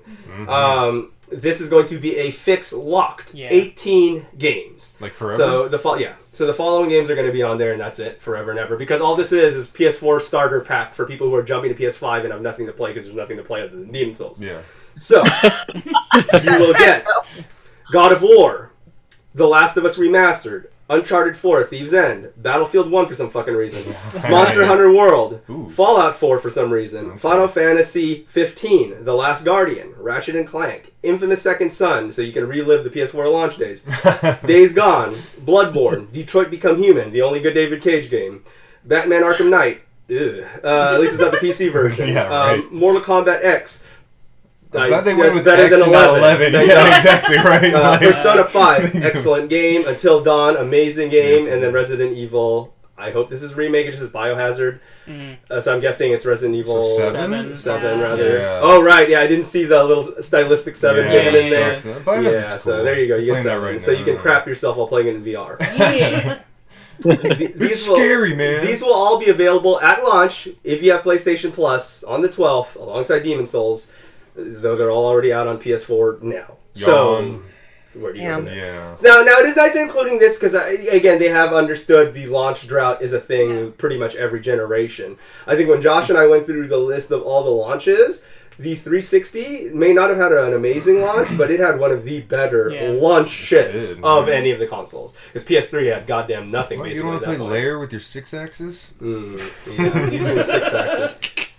Using the LED on your PS4, using all these things that they dropped after like the first month of development. There was that stuff. So that peripheral, baby. The worst part about the PS4 having all those gimmicks is it's fine if they have it. You don't have to use it. But you know that the LED and all that motion shit is why the controller dies in like 4 hours. Yeah. So the thing that Xbox has is everyone laughs at, Xbox can still use AA's. A, you can get a charge pack. Yeah. But B, those AA's last me at least a month. Whereas my PlayStation 4 controller is being charged every day. It's like you don't even have to buy a charge pack. You could buy rechargeable AA batteries or that too. as well. Yeah, you have, guess what? Options, right? Yeah. With the PlayStation has the built-in lithium-ion battery, which is worthless. That's why I have 2 PS4 controllers. Yes. I have 3. You need one. Or you need them. Yes, exactly. Guess what? I have 4 because that's how much I can't be fucked to charge that I thing. love I need Sony, just but in damn case. it. Yeah. So hopefully they fix that with this nice, sleek, fancy controller. I remember when they showed that, they're just, what'd you think about it? I'm like, well, it is just an Xbox controller for PlayStation. Yeah. And now that that's a thing... Which I have. Exactly. Which, now that that's a thing, I'm like, all right, but how long will it last? So we'll see. You know, PlayStation hasn't bragged about that battery life yet, so... What battery life? 2 hours. Oh, God. So we'll see there. So the funny thing is, there was the whole pre-order fiasco. And before that happened, PlayStation put out an announcement saying, guys, don't worry. There's going to be more PlayStation 5s available at launch than PS4. And then they ran out. Now, so what happened with, for those who don't understand exactly what happened with Sony's brilliant marketing, is they told everyone during the big event, hey guys, pre-orders, everyone get the fuck up on Thursday, the 17th, I believe it was last week or whatever, this past Thursday. They were just like, all right, everybody, get ready for that because you gotta get your pre-orders in because they're gonna run out because everyone wants this console. When everyone got up on the morning of the 17th, even prolific people like Jim Sterling got on their computer and it was already sold out because during the night people had already started pre-ordering and everything during like the 16th and all that time because PlayStation has an official date, but who cares? So then everyone just started pre-ordering everywhere, and it's just a nightmare. Even if you got it in your cart, it was not a guarantee. Yeah. People thought that was the big deal. They're, oh shit, I'm gonna check out. Oh, it crashed. Oh, now my cart's empty. Yep. So you had to go through that song and dance everywhere, which is crazy. But I you were gonna say, Mr. John? My GameStop homies, right? The night of the 16th, they're like, wait, no pre-orders. And then apparently the higher-ups got a memo from Sony. It's like, okay, you guys can do it. But don't tell anybody. There was a lot of everyone tomorrow. Yeah. Sony was doing a lot of favoritism and then all this stuff. And then I heard, unconfirmed, that Walmart just said, fuck it, and like, let's go ahead and pre-order the night of the 16th and let people go with that. Yeah, so Walmart started ruining that, and then they also switched their stance from saying they were going to let people come in to then only being able to do it on Walmart.com. So then there was also that confusion as well. It's like, can I come in or not? Yeah. This is the first time they've done something like this. It's not. With a pre-order. No. Pre-orders fucking up is just par for the course. Yeah. But and then that half-ass apology. Yeah. Yeah. John, tell us this Sony's big, their big explanation and apology for the pre-order fiasco. Read it? That's just read it verbatim. Let's quote. What is this? Is a tweet from the 19th yesterday. It's like, let's be honest, PS5 pre-orders could have been a lot smoother. We truly apologize for that. Over the next few days, we will release more PS5 consoles for pre-order. Retailers will share more details. And more PS5s will be available through the end of the year. And everyone's just lighting them up in the comments because, okay, why didn't you just have that now and just meet the product demand after the fact? This is honestly one of the biggest events of the year. Is especially the launch, this year. Especially this year where they've had every time to plan from home. Remember when they said that they weren't gonna just drop it? Yes, so that was the other thing too. We talked about this on the podcast several times, where PlayStation promised several times during different conferences, we promise we won't fuck up the pre-order and just drop it on you. We are going to meticulously plan this and have it very well organized, so that way when you pre-order it, it's a smooth experience. That like, didn't here, happen. peasants, take your pennies. Hey Patrick, that's how I'm gonna apologize to you from now on. There you go. I'm truly sorry. To be fair, I deserve that, but yeah. Xbox pre-orders are going to be the day that this episode drops, so on the 22nd. We'll see how Xbox fares in pre-order land. Yeah. Now, one could argue they're not going to get as many pre-orders, but for all the people that got fucked by Sony, maybe they'll get a few more than they were going to. So we'll see. But that's going to be on the 22nd when you guys are listening to this, so let us know how that went on the next episode. We'll see how that goes. Hopefully, I mean, at this point, Microsoft had an extra week to prepare compared to Sony, so we'll see how they handle that. They at least know how to build websites, because if Sony's PlayStation 3 store proved anything, they do not know how to put a fucking store up. Oh my god. So still the worst of all time. Are you going to get an Xbox? Nah, not this time. I already gave them my money last time and they fucked me, and now it's just they're collecting dust. But I'm not even anti-Xbox, but I'm just so annoyed that the game I wanted, they just shafted of all games. So. Yeah. Scalebound, rest in peace. See, I was doing that as a meme on Switch when we started doing the cast, but I'm still salty about that. What's annoying? It would have been a fantastic game. It was going to be awesome. Hopefully this will launch on Switch like the rumors say. There's also a rumored higher tier Xbox, because we need more of that confusion this early on.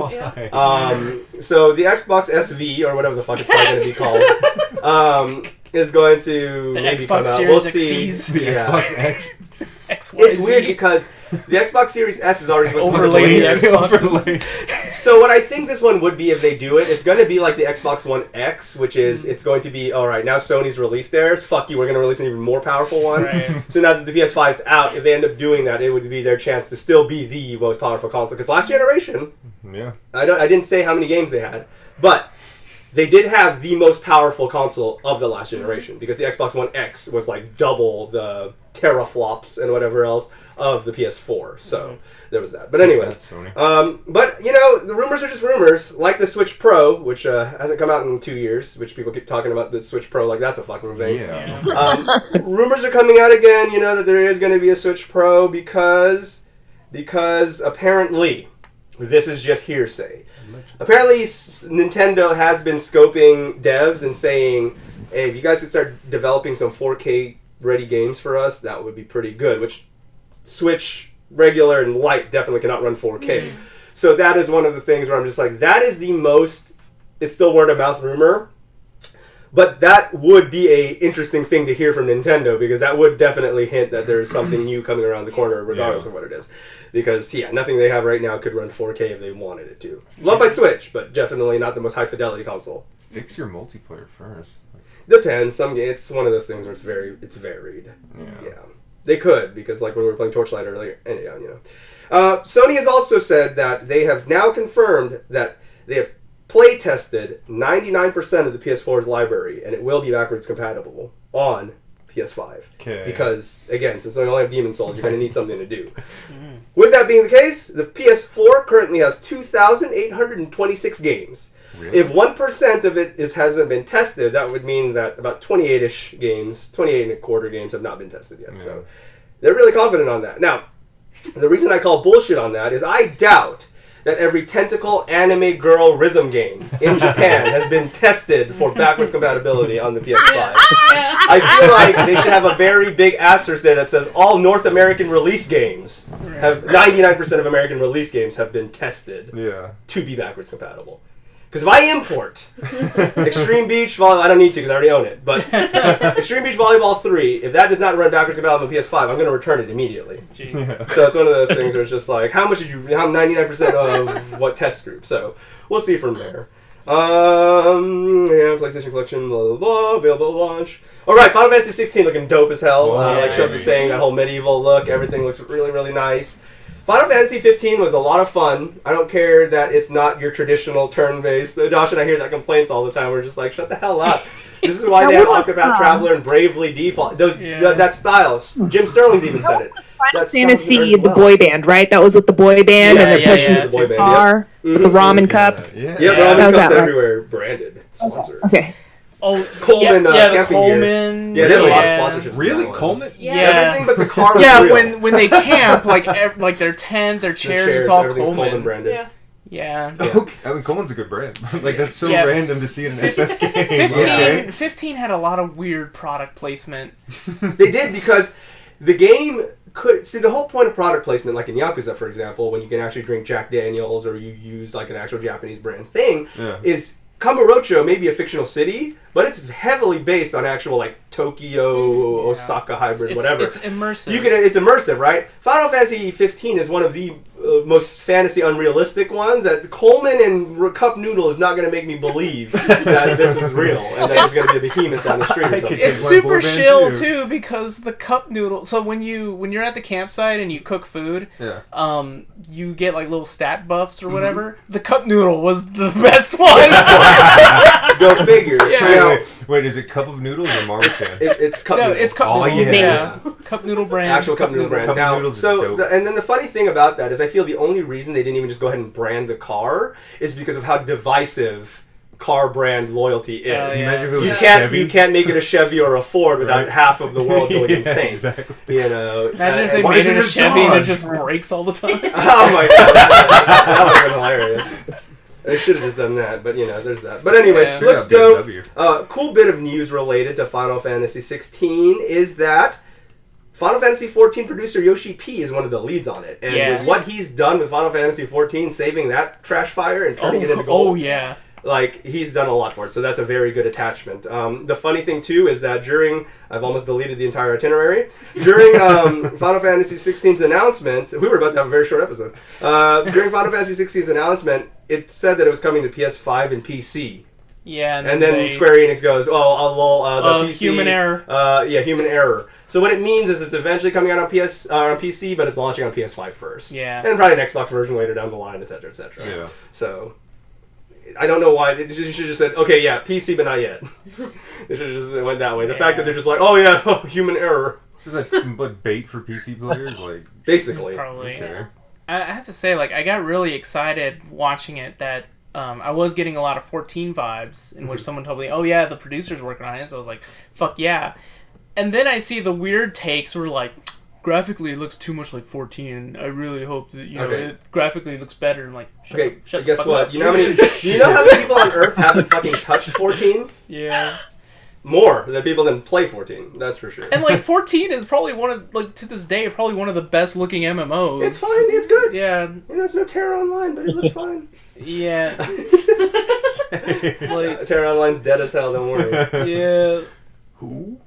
Yeah, because the MMOs that actually are graphically superior, nobody plays Black them. Desert Online and Terra, which no one's gonna play Terra anymore, and no one really plays Black Desert Online past the character creator, so Yeah. there's that. Hyrule Warriors Age of Calamity was announced because we didn't do an episode last week, so it's sounding a little late, but for this podcast, technically it's timely. It takes 100 years before, takes place 100 years before, Before Breath of the Wild, so... Where's that in the timeline? I don't fucking know. Zelda's timeline's fucked. If anyone's ever seen AVGN or anyone's trying to sort the timeline, with every release, it gets more and more convoluted. Link to the Past happening after certain games where it sounds like it shouldn't, so on and so forth. And then you get into the branch where, like, certain because games are, like, alternate timelines, where, like, well, if this happened... This is the death timeline. Like, Yeah. Like, these games follow, like, if Link didn't kill Ganon during Ocarina of Time. Yeah, and then is this really Link, or who is this then if it's not Link, so on and so forth, in different storylines. Is Wind Waker this and that? Okay, side tangent on that. I was reading lore on Wind Waker, because that's my favorite, and apparently he's not Link at all. He's not related to Link, he's not related to the hero, and that's why he was able to kill Ganon. That was just, everyone thinks that... Oh, spoilers, sorry. Yeah, everyone thinks that because... Yeah, because Ganon doesn't die in, like, every fucking thing. But what was I going to say? Yeah, it's one of those things where people just assume that because green tunic and whatever. But yes, correct. That's not Link. I ordered that lobster shirt. It's so nice. Yeah, that's a good one. I'm so excited for Wind Waker. Shubs, Bill, either of you guys big Zelda marks or not really? My husband is. Oh, nice. And we did see that video where who's it? BGD or BDG like did the whole Zelda timeline.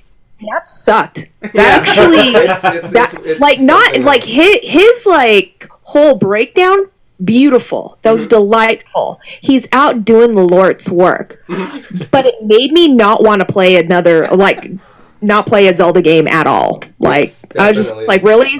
This is the timeline? Can you leave? No. For sure. No, definitely. And for me, the place that goes in, you're going to talk about convoluted story, fucked up timeline, and this one gets to add ridiculously stupid, pointless titles. We got to go to Kingdom Hearts, where that is just all over the place. I was actually going to try to find a way to segue into, like, but is it as convoluted as Kingdom Hearts, though? In a battle in a battle of convolution that only one franchise can destroy Zelda at, it would be Kingdom Hearts. I need the crossover where it's like Legend of Zelda Ocarina of Time over 362 Wind Waker days. Well, that's the thing. And when I heard the explanation X-squared. So what the fuck does that mean? The third, it's the fractional days. It's the two timelines because there's like the girl and the guy, and then takes each place of their during a things, year. and then it's stupid. Yeah. That's what it is. It's dumb. It doesn't matter. It's Kingdom Hearts. Back to the Future was a bunch of bullshit. Yeah, it's Kingdom Hearts. It's worse Final Fantasy. So there we go. We have that franchise existing. Never gonna play. We have great value Final Fantasy, aka Kingdom Hearts, and then we got to go that route. Hey, Mom, can we have Final Fantasy? We have Final Fantasy at home, and then you get fucking Kingdom Hearts. That's what happens. Whatever. I love Squall. Don't you mean Leon? That's basically it. So it's like a flea market. Right? Leon Ken. Leon Ken, yeah, that's where we are. But yeah, so, Hyrule Warriors coming out. Hyrule Warriors works surprisingly well. Yeah. Koei Tecmo has not known what to do with the Dynasty Warriors franchise for so long that every time they do a game for somebody else instead with their IP, they do such an amazing job. Yeah. Dynasty Warriors is fun as fuck. Yeah, exactly. So they should just, it's really good stuff. So, yeah, we'll see when that comes out. At least that one I don't really have to care about the story about it because I just kind of play Zelda games a la carte. You don't really know what the fuck's going on in Hyrule Warriors. Because at that point, it just doesn't kill really matter. It's just fun.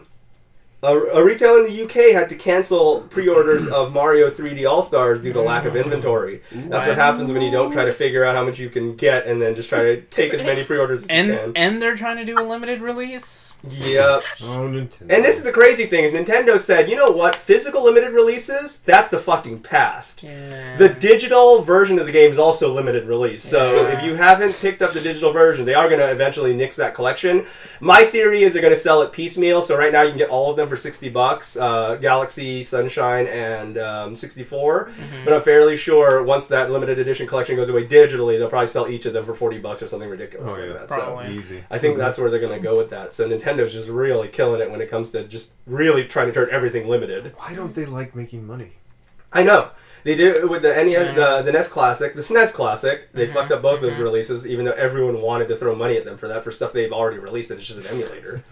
And then after that, now they're doing it with Super Mario, where they just limited the physical release, and now they're limiting the digital release. So it's just like... I love when Nintendo gets to play the same game over the 30 years period.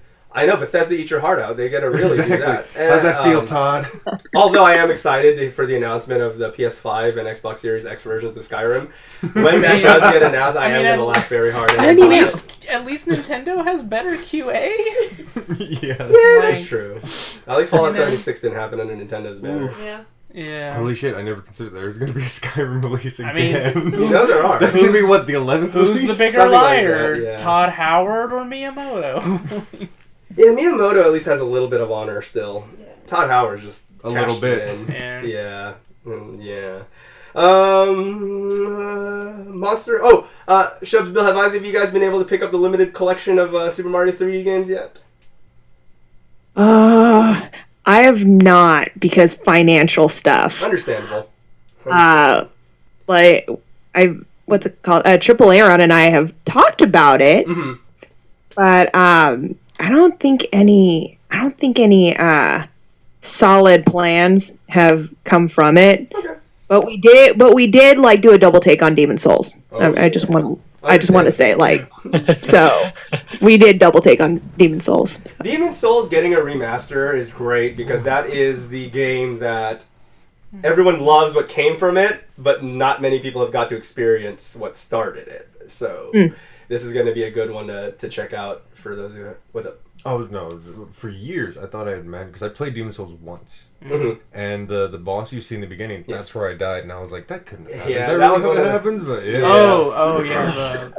I can't think of its name, but it's almost like the Asylum Demon. Yes. But the not Asylum Demon. Yes, correct. So yeah. Technically the original.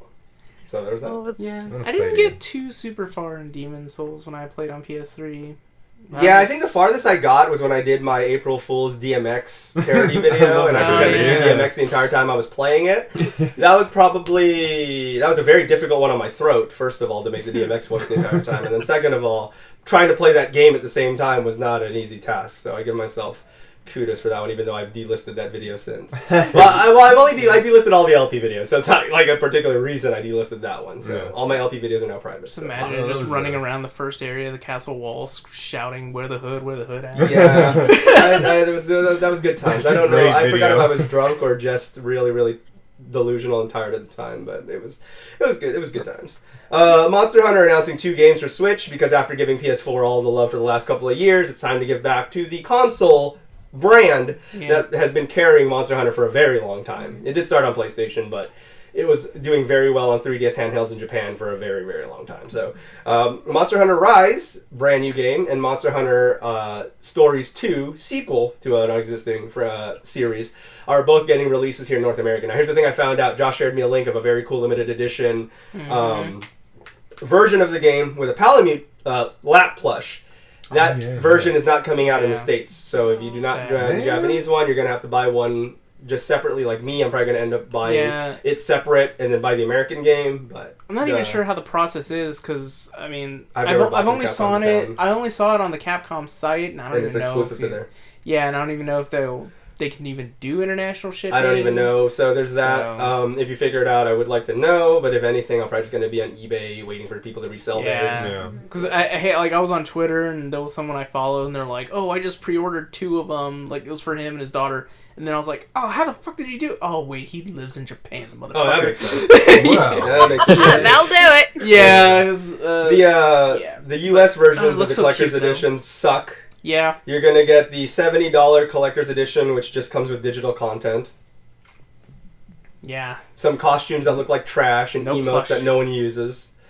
And then the $100 version, you still don't get a plush. You get the trash digital content, and then you get a pin and an amiibo. Ooh. I want a plush.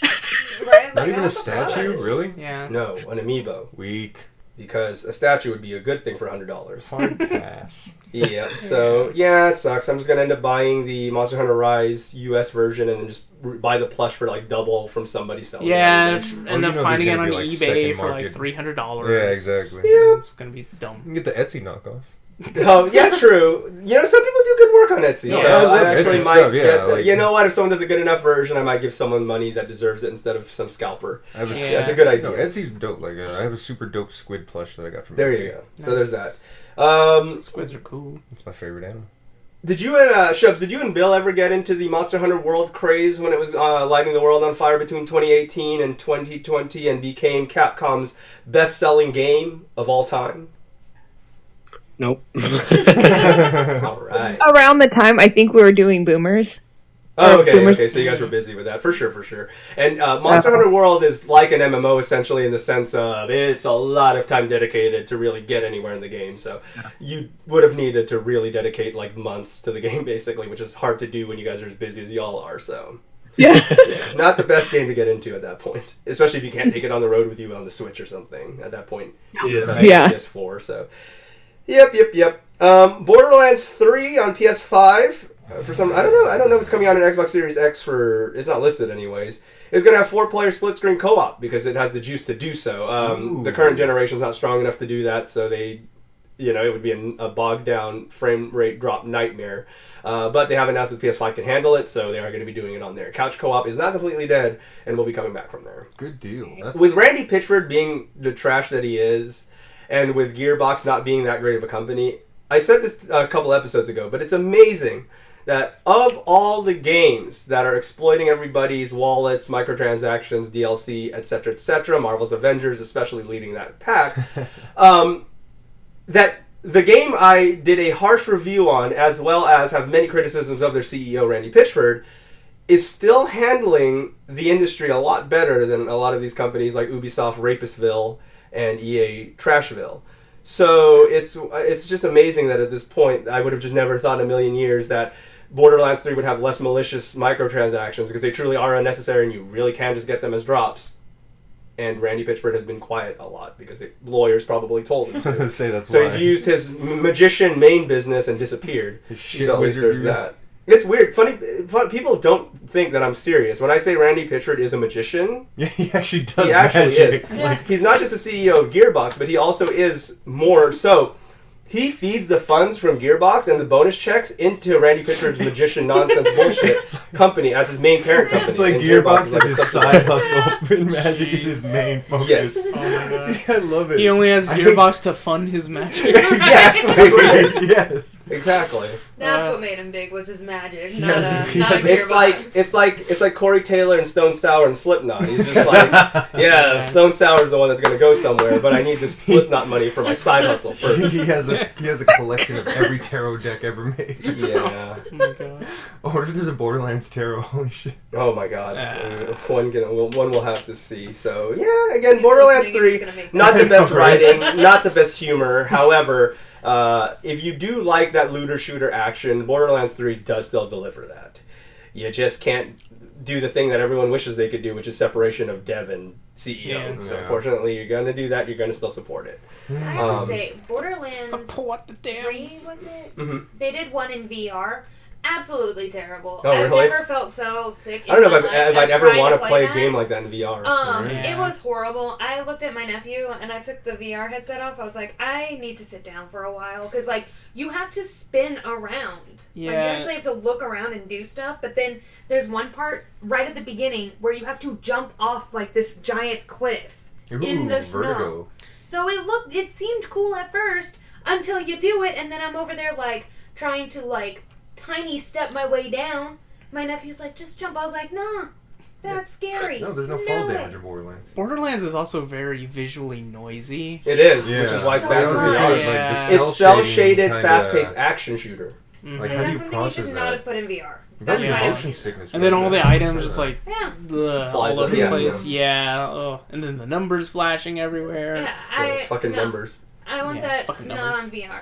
I hate Ever. numbers. I'm not gonna do it. As of September 17th, 2020, the official Japanese page for the Nintendo 3DS line, which includes XL, New, 2DS, everything, literally the 3DS, has announced that it is officially dead. R.I.P. Support and production of the 3DS is immediately halted. Now, that had a fantastic long run of fucking memories with that Yeah. console. Yeah, good stuff. So, sadness, but things must come to an end. It did last a very long time. Yeah. So, 3DS there's that. was great. I could actually watch Netflix comfortably on that. For sure. Prior to the Switch, Bill and Shubs, were y'all toting some 3DSs before the Switch? We were not. We were not. I'm surprised that they even had support for it until Now, quite recently. yeah. Yeah. So, Like, I what? completely skipped that console. Yeah. Yeah, I think, well, I mean, I went from like PS2 to 360 and then to Xbone. So I haven't come back or thought about coming back to PlayStation or Sony until the PS5. right. So yeah, like I've been completely disconnected from PlayStation for quite some time, at least a decade. And Nintendo, I think, for me at least, GameCube until the Switch Lite came out, and then I was like, okay, I'll get a Switch. Oh, you'll love this. I didn't fucks with Nintendo. Well, I got my Switch, but I didn't fucks with it like after the Super Nintendo.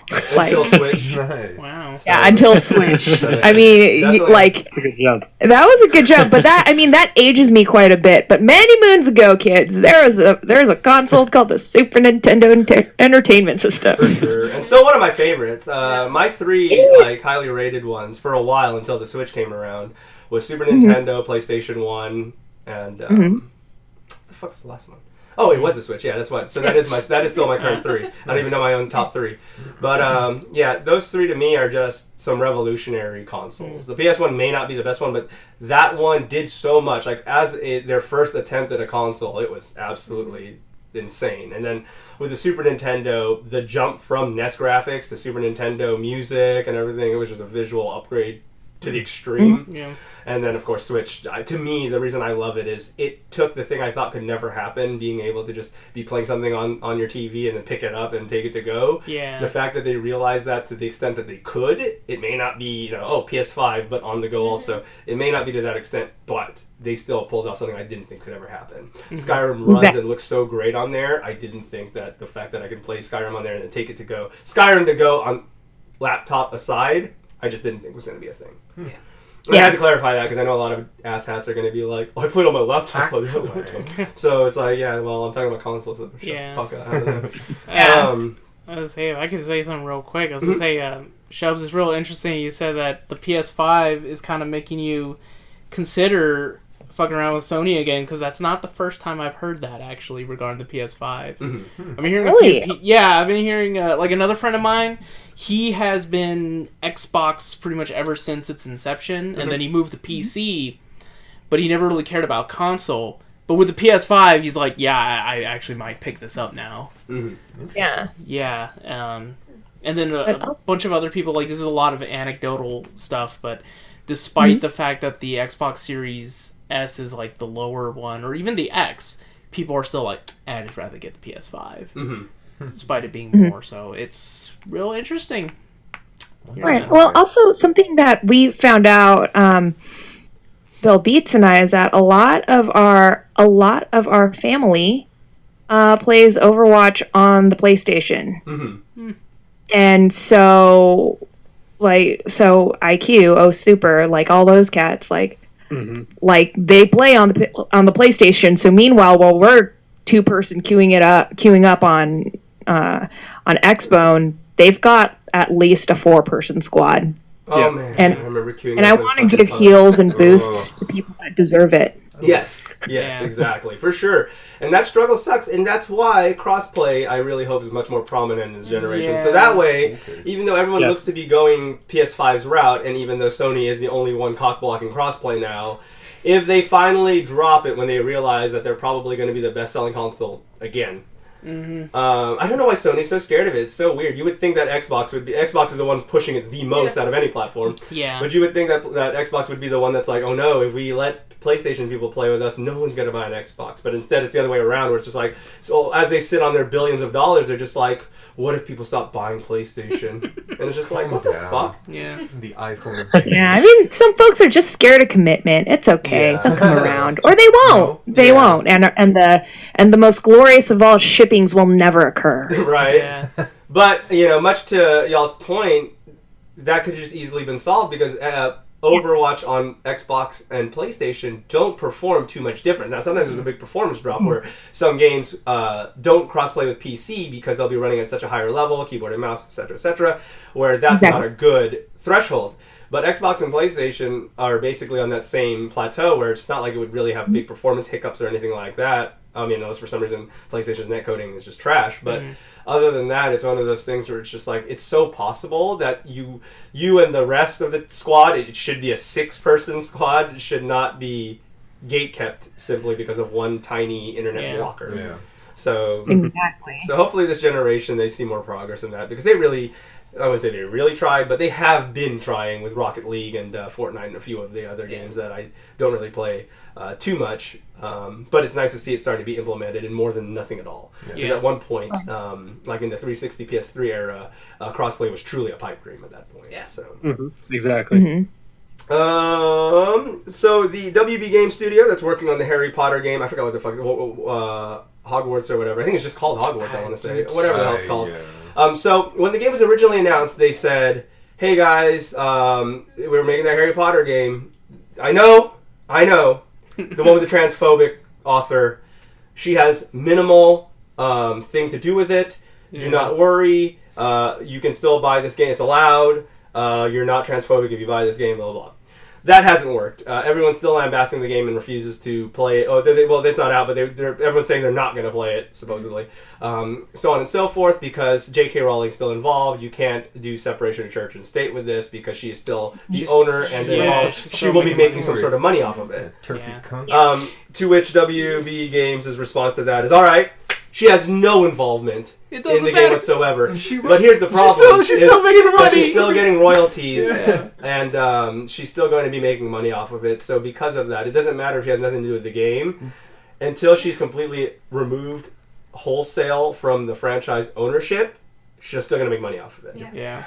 What was also really bad, too, was that they announced it, or they revealed the trailer and all that during the same week that her recent book came out, which has very yikesy, like, transphobia and Islamophobia in it. So it's like, wow, nice job. I didn't see that. Really?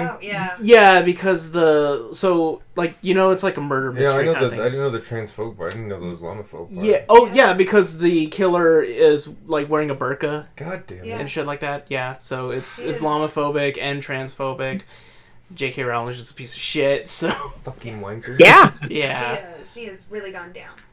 So, she's really trying to die on that hill too, but I'll tell you what, she's fighting for that. She's getting all the ammunition to kill everyone who tries to take her off that hill. So yeah. Jesus. And yet she wants to scream about her being silenced. It's like, what? You're still getting published. Right? You're still making like buku dollars. Who's silencing you? Shut up. They should. We're just silencing the transphobic folks and the racist asshats, and considering that you, Karen, with a fucking that's what the K stands for, are offended by such. Just shut up. Yeah, exactly. You made a point. We don't like you. Yeah. And of course, the studio has posed their gripes where they're saying because of all the hate towards her and them being kind of just caught in the crossfire, that it's been hard to be proud of all the hard work they put into the game. But I guess that's what happens when you make a Harry Potter game. So it's like, even if you want to feel bad for them, it's kind of hard too because they got in bed with J.K. Rowling. Yeah, you chose the IP. You don't. Yeah. So the game could be completely great, and I don't think it's going to do that phenomenal. There's still going to be a lot of Harry Potter, fan people or whatever. It's still going to sell probably decently well. It may get decent reviews because reviewers will have to play it. But I don't see it getting the pop that outed transphobic J.K. Rowling's Harry Potter game, if it's a great game, let's say, 20 years ago or however long, may have gotten a bigger pop, but there's no way this is going to do as good as they're hoping. No. We're just going to get a bunch of spicy memes at the expense of J.K. Rowling. Yeah, pretty much. Speaking of brilliant ideas, EA has announced that they are rebranding the Origin desktop app. It's no longer called Origin because that's the problem. People don't hate it because it's a piece of shit and ruins everyone's lives. People are mad because it's called Origin. So now, from now on, moving forward, I can't. It is no longer called Origin.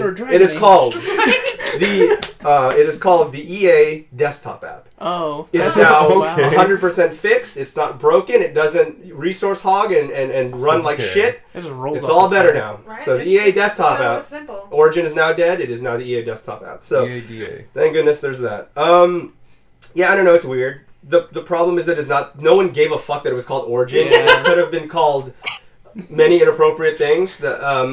But regardless, people didn't care about what it was called. They cared that it's a shitty client. Yeah. And one of the many that you have to have fucking running alongside Epic Games, Steam, Origin, Uplay, etc., etc. Mm-hmm. So that's what the problem was. But that was the problem. All they did was name change it. So Dragon Age update now to get that. You get that. I will admit, I did think that the name was weird because I was like, do they really like Dragon Age? It was Dragon Age Origins, and then they made, we're going to call it Origins. Mm-hmm. I like Dragon Age 2, but okay. Okay, cool. Yeah. Sell your IP, sir. EA Awakening. Oh, thanks. Thanks, EA. So corporations enhancing our games. Ubisoft announced recently, that company full of rapists, just in case anyone forgot. I just want to make sure that we don't forget that. Ubisoft has announced that Gods and Monsters has been... They changed their name to Phoenix Rising. Dumb. Now, why would they change it to Phoenix Rising? Is it because Phoenix Rising sounds better than Gods and Monsters? No, because that would be a good idea. The reason they changed it is that Monster Energy Drink says that it is a violation, a direct violation. The use of the word monster or monsters in any form of context is copywritten by the Monster Energy Drink Company. The fuck? And therefore, Gods and Monsters, or if you name your album Big Time Monsters, or a pornographic film called Monsters, it doesn't matter because now they can sue you past a certain year of release. So they have started to take... I read that and I was thinking of just branding something with monster on it and making it the most terrible, shittiest thing just to associate with it, where they wouldn't want to fight it, but you have to associate with that now. Just to they like money, so they probably still fight it. Yeah. But I was like, when did that go into effect? How do you own monster? It's weird. Yeah, I don't know. But apparently it was in violation of that, so they threatened Ubisoft with legal action. I mean, Paris Hilton does own It's Hot. That's hot. Right? Mm-hmm.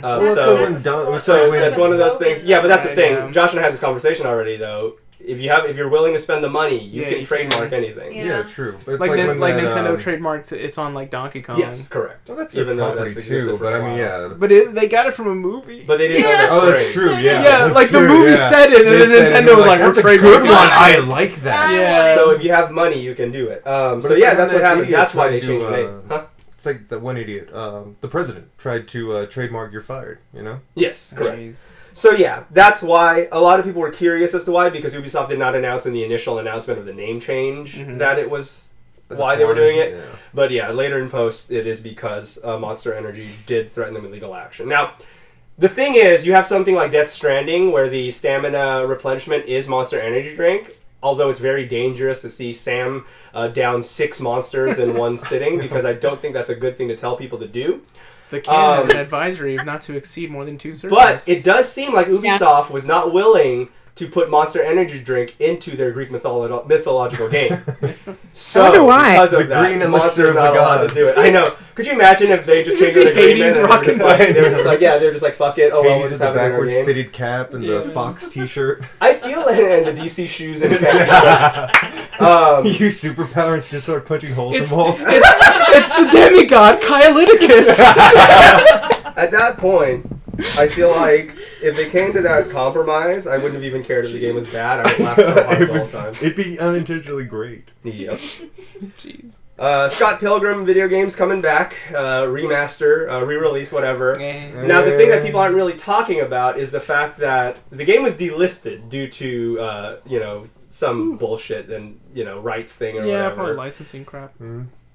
People are going to be rebuying the game they already own. Yeah. This is a shadow that not too many people are addressing because everyone's so hyped that the Scott Pilgrim game is coming back. They've delisted it. They could delist this one also. If you've already bought the game, and I guess if you never bought the DLC, you could see this as just a reason to get the complete game or whatever. Mm-hmm. But yeah, no one's really talking about the fact that they kind of almost unintentionally forced you to rebuy this game. Yeah. They're not relisting the old version because they can't still, but this new version, whatever they changed and can now legally re-release it, is now going to be coming out, but you are rebuying it. Just so everyone knows, you're rebuying it. A remaster is still rebuying something. Mm-hmm. You can do it if you want to. Do whatever you want. But let's not go over the fact that you don't have no choice. At least with Crash Bandicoot, you can go back and you don't have to play the remaster. You can go back and bust out your original copy of Crash Bandicoot or emulate it or whatever. The original Scott Pilgrim game, other than emulating it illegally, you cannot play on your Xbox 360 or anything anymore. So you are being forced, essentially, if you really want to play it again, to buy this version. Okay game. Wow. Yeah. Good Fuck stuff that. with the rights. Yeah. Hello Games has announced the latest upcoming expansion for No Man's Sky. That's the 12th major title update now for a game that looked like it was going to die right at birth. I gotta say, even though I hate the fact that it set this precedence where everyone thinks they can just come back now, and Fallout 76 thought they could do it, Destiny 2 thought they could do it, all these other games think they can come out half-baked and trash and save themselves. But so far, No Man's Sky is really one of the only games to really turn it around, because when No Man's Sky came out, it was bare and trash, and everything was missing that they promised, so on and so forth. It was a bare game. I gave it like a fucking 3 out of 10, and then now it's turned into a game that I found absolutely enthralling, incredible, great multiplayer, and just an all-around good game to play. And I just never would have thought that from the beginning. Yeah, same. I've said it before. Mm-hmm. It was empty. It wasn't bad, but it was nice to just sit there and float around. But I started playing it on Game Pass again, and it's a really good fucking game. Yeah, they had that Aliens horror zombie expansion come out recently. That looked like an interesting change of pace, and then now you have this one where it's going to kind of cover the beginning and basis of the planet and all that stuff. So it's interesting. You're right. The roadmap gaming precedent is pretty bullshit. Yes, but I do like the fact though that the company, as an apology, instead of charging you more and everything, every major title update has been absolutely free for No Man's Sky, because they're just like, we fucked up, so as a sorry, all these $20, $30, $40 expansions, you're just gonna get them now. So That is very cool of them. yeah, absolutely, they acknowledge that they fucked up, and they said, you know what, we're gonna take we could have made this into a financial monster, but that's our fault, and now we're not going to. So mad respect. Yeah, no, definitely good stuff. One of the better stuff, unlike Destiny 2, or unlike Destiny, it was just like, yeah, we fucked up Destiny 1. If you rebuy Destiny 2, we promise we'll do you a good job this time. And then they did it. So Destiny and they made all the same mistakes. That's what pissed me off the most about Destiny 2, is that they just regurgitated all the mistakes. They relived all the mistakes and fucked it up again the same way. Not different fuck-ups, just the same shit. Fallout 76, just trash. Fallout 76 was just like, hey, we know it's broken trash, but if you buy this expansion, we'll eventually fix it. And they still haven't. Is that you have the framework from ESO. Why not just apply that to what 76 was? I'm sorry?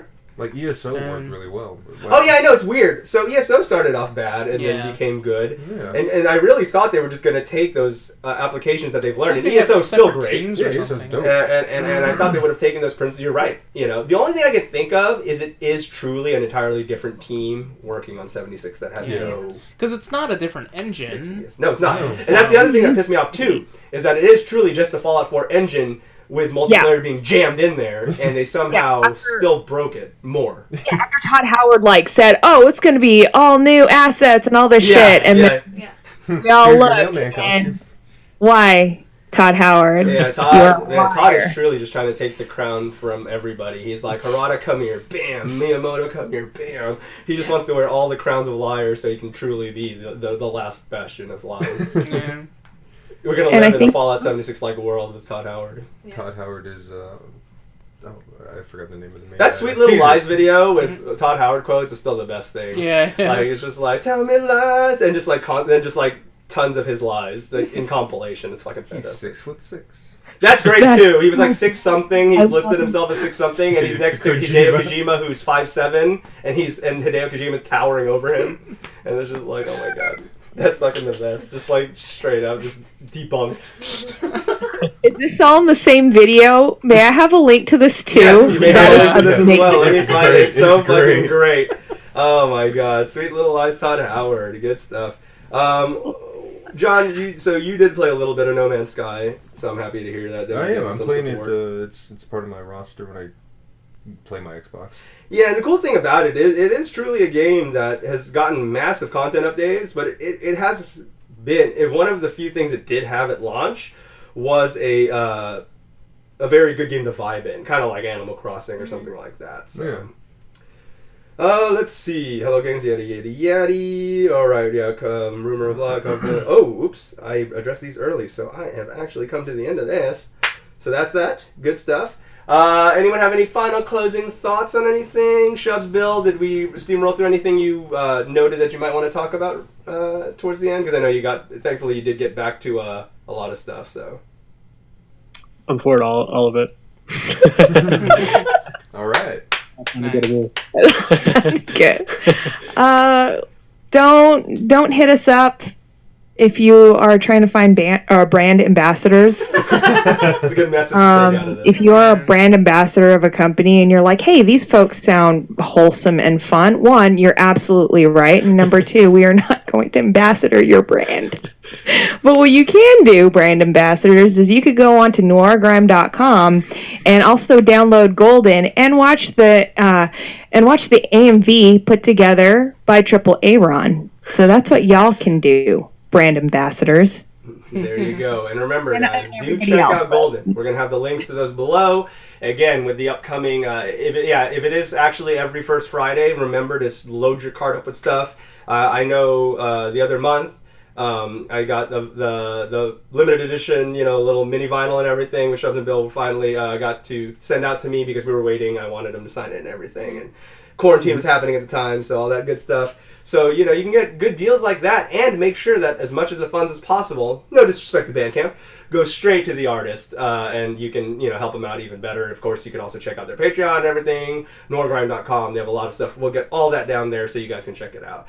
And other than that, you can check us out some day of the week at 11 a.m., maybe, Central Standard Time or some other time zone. It is going to be 11 a.m. somewhere when I release the episode. And you can check that when it comes out, if it comes out. Unless we cancel the episode for that week. So you can check all that out at disconnectedcast.com sometime, maybe each week, with Muse and sometimes guests at some point, kind of maybe. So there's I just hope that this episode was a gold experience. Oh my god, yes!